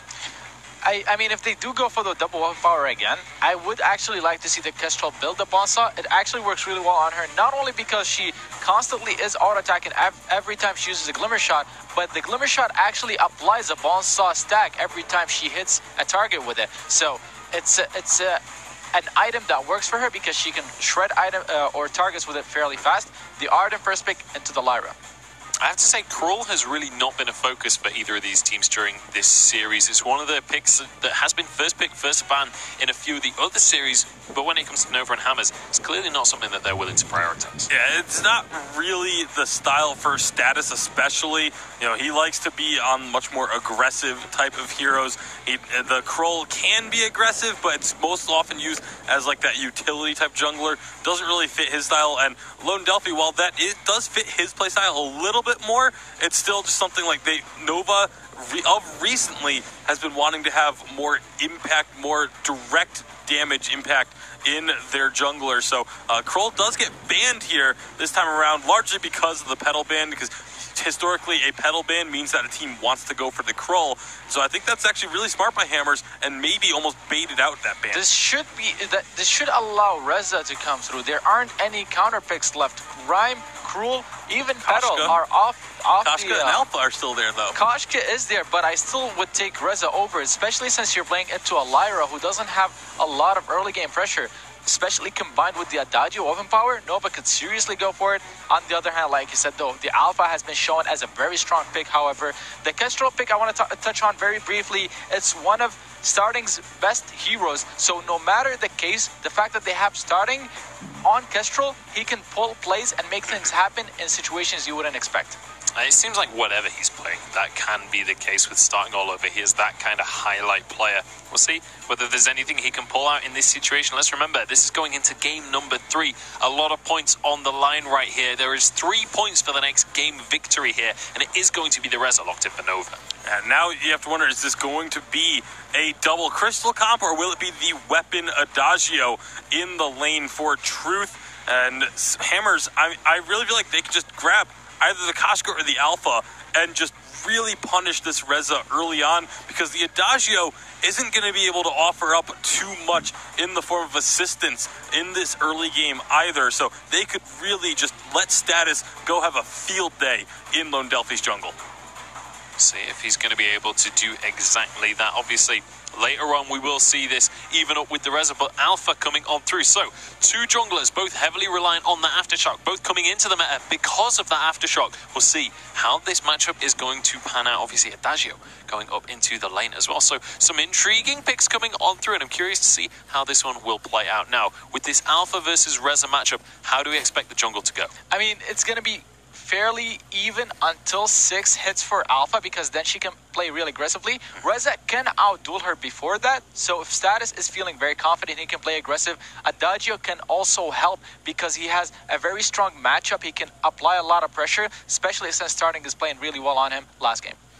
All right, what are we expecting over elsewhere on the map then, especially looking towards this lane? The duel of the laners, is there a significant advantage? It's going to depend heavily on if this is a crystal or a weapon Adagio. And so it's really tough to predict because of the fact that we don't necessarily know which build path Truth is going to be going for. Right, we'll see what he does end up going for in the end. It's time to get on into the game. It's time to find out who will be joining Team Solo Mid in the finals. Hashtag Vainglory8. Let us know on Twitter who you want to win. It's time to pass it over once again to Dowsy and the Source. It's game 3 of this nail-biting, adrenaline-pumping series. Nova and Hammers, all tied up one apiece. Starting all over, continuing the weapon power Kestrel war here, wanting to get a win over it. Lone Delphi, though, on this Reza, going to be looking to try and assassinate him. And I know Lone Delphi has been putting a lot of time and effort into this Reza pick, so very excited to see him on it, see what he can do here. Currently, a fight breaking out. Level 1 shenanigans. No one has level 2, and starting all over is going very low, but Lone Delphi's all by himself. Starting all over will fall. It's first blood going over to Eco, and now Status is looking for a return kill. Delphi will go down. It's all in at this level 1 fight, as Status is looking for 2 here. Chicken slowing everyone up. It's a double kill for Chicken. He's just making everything happen on this Lyra, and Hammer's going to walk away 2-1. You just took a level 1 team fight into an Alpha and a Lyra. Nova have got some serious confidence in their ability to just win things out, but it turns on its head. Hollywood Hammers will walk away with the 2 free kills. They'll take the middle Treant. They'll gain themselves a little bit of an initial gold lead, and that's a great start for them, especially considering how much pressure the Status is going to want to put on into the jungle and keep Lone Delphi down and stop him from reaching his Aftershock before he does. Man, what an incredible start to a third matchup of just a series that has been so bloodthirsty. These teams, after each other's hearts, won't rest until the other is laying on the floor, lifeless. Currently, Nova, with this Adagio, very likely to be a weapon power Adagio. As you can see, the blades in Truth's inventory seem to do all right into the Kestrel of the previous game. If you look into the jungle, this Alpha into Reza is a very interesting matchup. Alpha, fairly typically really good into Reza. Reza struggles to out-duel an Alpha, 1v1, especially when you add a Lyra to the mix, it can be very difficult. So, Lone Delphi, I think he's got a hard task set ahead of him if he wants to try and snowball a lead over Status. It's going to come down to how much pressure they put on the weapon power Kestrel, which has kind of been it's been the focal point for both teams in the last 2 games as to who can we take out most easily, and who do we take out to guarantee we're going to have advantage going through the rest of the team fight. So if Lone Delphi puts constant pressure on starting a lover burst through Chicken's healing, or is even able to bait some of that, and he's already starting it off. Oh wow, look at this, starting all over, in a bit of trouble. Lone Delphi though, not quite able to find the assassination on this Reza just yet, but does fall starting back to base, and it is going to be the wave pushed in via Truth. Picking going to do his best to catch it, but it is just going to crash on into the turret, so a bit of CS going to be missing. The Status wants to start a fight. Look at this damage though coming out of Lone Delphi. Able to really just burst down Status, and that bright ball just about keeps him alive. Yeah, unfortunately there wasn't a Treant there for them to steal. They would have liked to have been able to pressure in, take away some of that jungle, but now They will get the middle treant. They'll be able to step back in there. Now, Lone Delphi is looking for the steal, looking to put pressure on the Status. Did he steal that one away? He did. Yeah, he wants to go further now. There is that reboot protocol for Status to keep in mind. Look at that. Chicken interfering in this 1v1. Lone Delphi takes Scout Trap damage. He is in a world of hurt. Has those Troublemakers, though, off cooldown to get out alive, and that will be him surviving for the most part. Starting over solo in lane has pushed Eco out, going to have to roam away if he wants to heal on up. So that leaves Truth vulnerable under the turret, starting a lot of free damage onto that turret as well. Yeah, item-wise, Reza's now back. He's got... No, he hasn't backed. That was Eco who was back. So Eco, a little bit closer to that fountain. Lone Delphi still needs a little bit more gold before that Aftershock. I think got... Well, so he'll have a little bit more damage, definitely, for sure. Yeah, he's going to pick up those 2 Crystal Power items and get himself some of that initial burst that he's going to need. He almost killed Starting All Over. He almost killed Status, so he's close to being able to finish off some of these key targets, but you always have to be worried about Chicken's healing coming in, and I think it'll be a little while before Truth is online enough to really help him finish the job. In a spot now where Status has finished off his alternating current, Lone Delphi opting in to pick up a heavy prism. Alternating current, that would be a strange item for Alpha. I didn't mean Aftershock. Forgive me, Twitch chat. Overlords. Look at that. Hollywood Hammers just take the turret very quickly. Lone Delphi, because he opted in to buy a heavy prism, which is, a fairly standard thing when you play Koshka, you go for that heavy prism, has meant that he has delayed that Aftershock quite significantly for himself. He's going to have to farm a couple more rotations of the backs, and if he's sharing gold with Truth as well, it is going to mean that it's not going to be there as quickly. It also makes the next engagement a little dangerous. Now, if they can get Eco towards his gauntlet a little bit sooner, he's a little bit further away from that. They have that. They will have that before the Arcane Passive Chicken, so they don't have to worry about getting, just instantly jumped on in the jungle, those odd angle engagements. Maybe they can find a window where that ultimate isn't in there for the captain of the side of Hollywood Hammers, or maybe they decide they're going to fight here. Wow, Status just goes immediately in. It's going to be Never Form Detonator, but a bright bulwark shutting it down. Eco in a lot of trouble. Starting all over, though, losing his life. It's a single kill for Truth. And it's going to be Lone Delphi turning onto Status. Has already popped his passive. Lone Delphi charging on forward, waiting for that Scorcher to come offline so he can burst Status down. It just isn't there yet. Doesn't have the cooldown reduction from that Aftershock just yet. But it is a kill going over to Nova. Now Truth pushing down the turret. Ooh. Lone Delphi also almost got hit by that one-shot, one-kill. Managed to steal away the healing off that treant, so it was definitely a dangerous moment for him. The rest of the team of Nova should back away from this. They pretty much got what they wanted out of that team fight. Lone Delphi has his Aftershock now, so he's pretty much caught up to Status, and now they can feel more comfortable in taking those harder engagements. Do wonder where Lone Delphi takes that Reza next. There is a trend in North America to go Dragon's Eye after you get the Aftershock for yourself so you can stack up a lot of CP. I know that Lone Delphi has been paying attention to the more European build path, which would be a broken myth second so that you can just cut through any shielding that gets picked up early. It would be very interesting to see which item path Lone Delphi decides to itemize into. Is maxing his B, which you may wonder why. The cooldown reduction when you max Troublemaker the B on Reza, it's quite significant. You get those charges back off cooldown 2 seconds quicker, and once you get, if you're able to build a clockwork into the build, it is a crazy cooldown though. Wow, Brightbolt shuts Lone Delphi down. That's going to be a fountain used. Gauntlet laid down. Chicken's in it. Status as well. Truth trying to escape as Lone Delphi tries to get onto this alpha. There's the Termination Protocol. Status just getting bursted and deleted whilst rebooting. Eco may lose his life to starting all over. And now it's a 2 versus 2. Lone Delphi has to run from starting all over, taking up so much damage. Great portal. Puts Truth in starting's fire. But starting all over, does he have the damage to deal with Truth? Of course he does. He's burning away, but he should be fine. One shot comes through. Lone Delphi trying to find Chicken, has the help of the Crystal Sentry. They will be able to find the kill as well. A 2 for 2 in the end. Lone Delphi now looking for starting all over. Starting all over looks like he shall get the back port off. just about escapes Lone Delphi.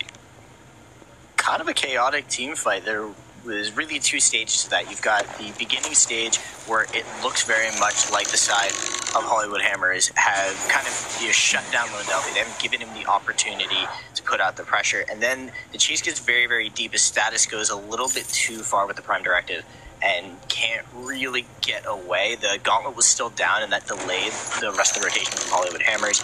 So Nova, they will get out of that one by the skin of their teeth. I think I agree with you on the Reza build, maxing the B.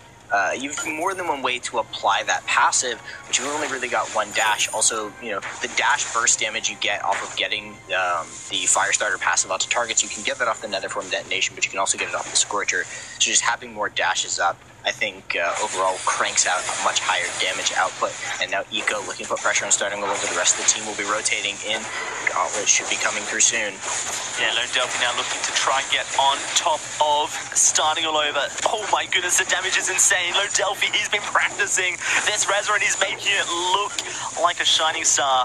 Here comes a burst of the Verse of Judgment. Status put into his passive, and when you focus him down with a Reza, it's just too easy to pop the alpha when in that reboot process. Nova currently just dealing with the alpha so perfectly, they're going to be able to reward themselves with a gold miner.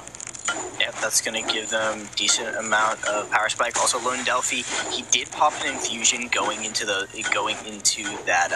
first fight that we saw. So he was cranking out a little bit more damage than normal. That was, ended up being a good gold investment for them. We'll see where he goes with this build. Is that going to be? It is the Broken Myth. I think you have convinced him of the European Reza build, and he will now be outputting mass amounts of damage. There still is no shielding. We're starting all over, but that's going to help him do a little bit more damage to Chicken. Status doesn't have any either.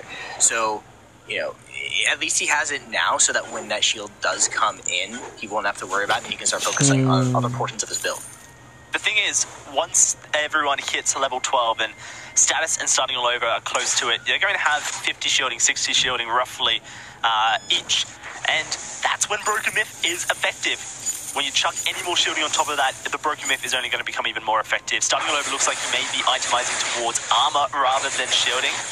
Lone Delphi is not going to really care about that. Evil Harvest would be the next item in the build. Perhaps he goes towards a Dragon's Eye if he really feels he needs to stack. It all depends on whether or not the sustain is important. This Reza build is all about sustaining in team fights and kind of playing Reza as a assassination type hero. When you max your A, you get the extra range, but that's not what Reza is about. If you want to poke, then play CP Blackfeather or Scarf. They have fantastic poking abilities. Reza's CP ratios on Scorcher not so high. And so what Lone Delphi is wanting to do is get messy with the Reza, get in there and try and be as dirty as possible on the back line. Currently so far, starting all over has been feeling the pain of it. Yeah, and the entire team of Nova, they feel pretty comfortable in these scrappy engagements. They don't have to be sort of the hard initial engagement. They can kind of throw down one skill, get a couple of abilities out, and then follow it up. Status steps forward, gets punished, goes back in. Status stunned up in the gauntlet, and he is done so. Will not get a reboot. What a fantastic gauntlet coming through from Eco. Great Glimmer Shot will trap up Lone Delphi in that active carry, but starting all over now has to be a little bit careful because Lone Delphi wants to go in. Netherform Detonator goes on in, starting all over.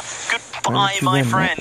Will fall down to this Reza. Such a great pick into the Kestrel, just able to chase her down, especially when you max that B. You just have so many gap closing abilities to catch back up with the Kestrel, who in that weapon power format, very slippery with the active camo, but Lone Delphi so far so good in making sure that he deals with it. Yeah, and Status is really being shut down. Either he goes too far in and they're able to punish him, or they're just kiting him very, very well. That gauntlet was perfect. It landed on him right before he was probably looking to activate the termination protocol. You saw how low he was getting, and they just instantly stun him up, get the easy kill.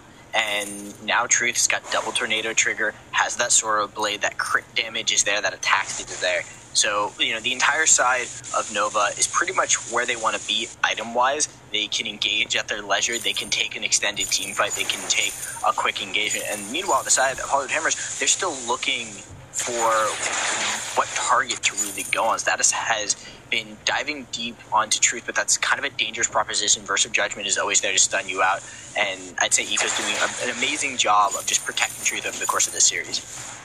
Yeah, now that everyone is starting to consider this Reza damage, I say that Status has got double armor. This is very peculiar. This alpha itemization is meaning that Status is not really having a very much ability to tank up the Reza damage, perhaps maybe underestimating what Lone Delphi is outputting. We have hit level 12. Everyone, the two carries have both, 50 and 60 shielding apiece, I believe. Broken Myth is fully efficient at this point.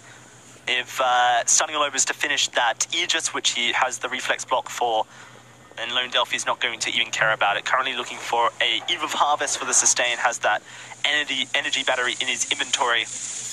Truth at this point is just so far ahead. Double TT and a Monocle with the Sorrow Blade. He is doing so much crit damage. Eco lays down the gauntlet. Lone Delphi on the backline, starting all over. Is popped in the middle of the fight, and it's going to be Status into a gauntlet war. Popped as well. It's going to be him falling, cannot survive. Lone Delphi finds his 4th kill. It's only Chicken left standing. Currently Nova just making hammers look like mincemeat. Yeah, and it's just the pace of the engagements coming out from Nova. Every time, Starting All Over wants to set up, he got a decent amount of poke in there. Truth had taken some damage, Lone Delphi had taken some damage, but they just instantly are able to jump on him, and this Reza is really ripping apart this weapon power Kestrel, and it feels that there just nowadays are too many ways for you to get on top of a weapon power Kestrel and just put significant pressure to the point where either the item build is coming out too slowly, or it doesn't even matter that weapon power Kestrel is kind of online with that three damage item spike. Like, Starting All Over does good damage, he just doesn't survive long enough to actually dish it out. Yeah, absolutely. That's the main issue that he's facing, is that Status is not really able to dissuade Lone Delphi's damage. I think perhaps they need to turn on to Lone Delphi, but when you do so, does Truth just get free reign? That's the problem, that's the issue. With Chicken on Lyra not really outputting enough healing for the team. Just doesn't seem to be working, and mind you, there's no poison shiv on Truth. This is just pure damage. That's huge. Giver shots though onto Truth. Eco able to tank up that one shot. I think Hammers just bursts Kraken now. Really invite the side of Nova to contest this. We did see Justman still a Kraken with the blood for blood. Kraken now takes 20% less damage to take, but a great bright bulwark will prevent Eco from doing anything there. Kraken unleashed by Hollywood Hammers. Is this the turning point? They're looking for the opportunity. Now this might give them a little bit of time to build up some more defensive items, get what they need. We're starting all over. Oh my god, he was so close to being engaged on. Now gets the turn back damage onto Eco, but maybe a little bit, a little bit faster of a trigger pull, and that's a dead Kestrel, and the entire push is over. Truth spotted backporting. Gets himself a weapon power infusion. Starting all over now, laying down 500 damage per crit. Look at that gauntlet, trapping up 2, Starting All Over, able to escape it. Lone Delphi's on the backline, Starting All Over, struggling. Neverform detonated, cuts him off. He has to run back towards Truth, and Truth will find the crit. It's now Status's turn to go down, and they pop him into his passive double kill for Truth. Incredible from Nova to just be able to execute so perfectly in those team fights, and Hollywood Hammer's not able to kite. It is going to be the Kraken finding that choke point turret. It seems they can't really stop it. Rez's downfall, you could say, would be the objective control on Kraken. Really useless at taking it. Yeah, doesn't do a huge amount of damage on that. Maybe if you go with a Storm Crown, you can kind of get away with that. But that that doesn't really fit into this build. That doesn't really offer you anything major in these team fights.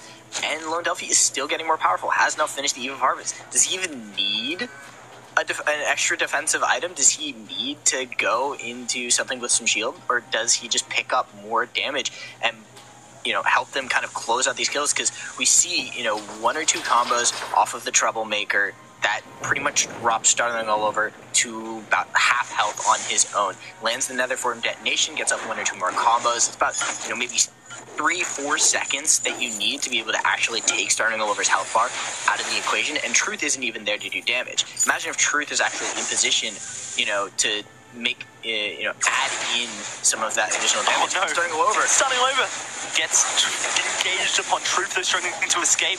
Walks into the gauntlet wall. Status is trapped inside it. It is Lone Delphi trying to deal with starting all over. Status able to take down Truth. This could be Nova losing a team fight here as Lone Delphi dives into a camo. Starting all over with another kill. Looking for Eco. They've done it. Hollywood Hammers, they will find the ace. 2 kills for Status, 1 for starting all over. And that might just be the game after a dominating series from Nova, dominating team fights the entire time along. Hollywood Hammers, 1 Kraken, 1 team fight win. They're challenging it all. This Vein Crystal turret will fall. The second one's going to go very low. It is 5 seconds on Truth, 9 on Lone Delphi. Can Truth do anything is the question. I don't think he can. Vein Crystal dropping low, and the game, the series, will go to Hammers.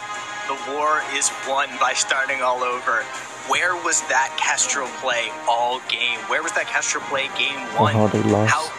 How did he manage to finally start to get in the rhythm of kiting in and out of the bush, of getting off of those active camos? That was exactly what Hollywood Hammers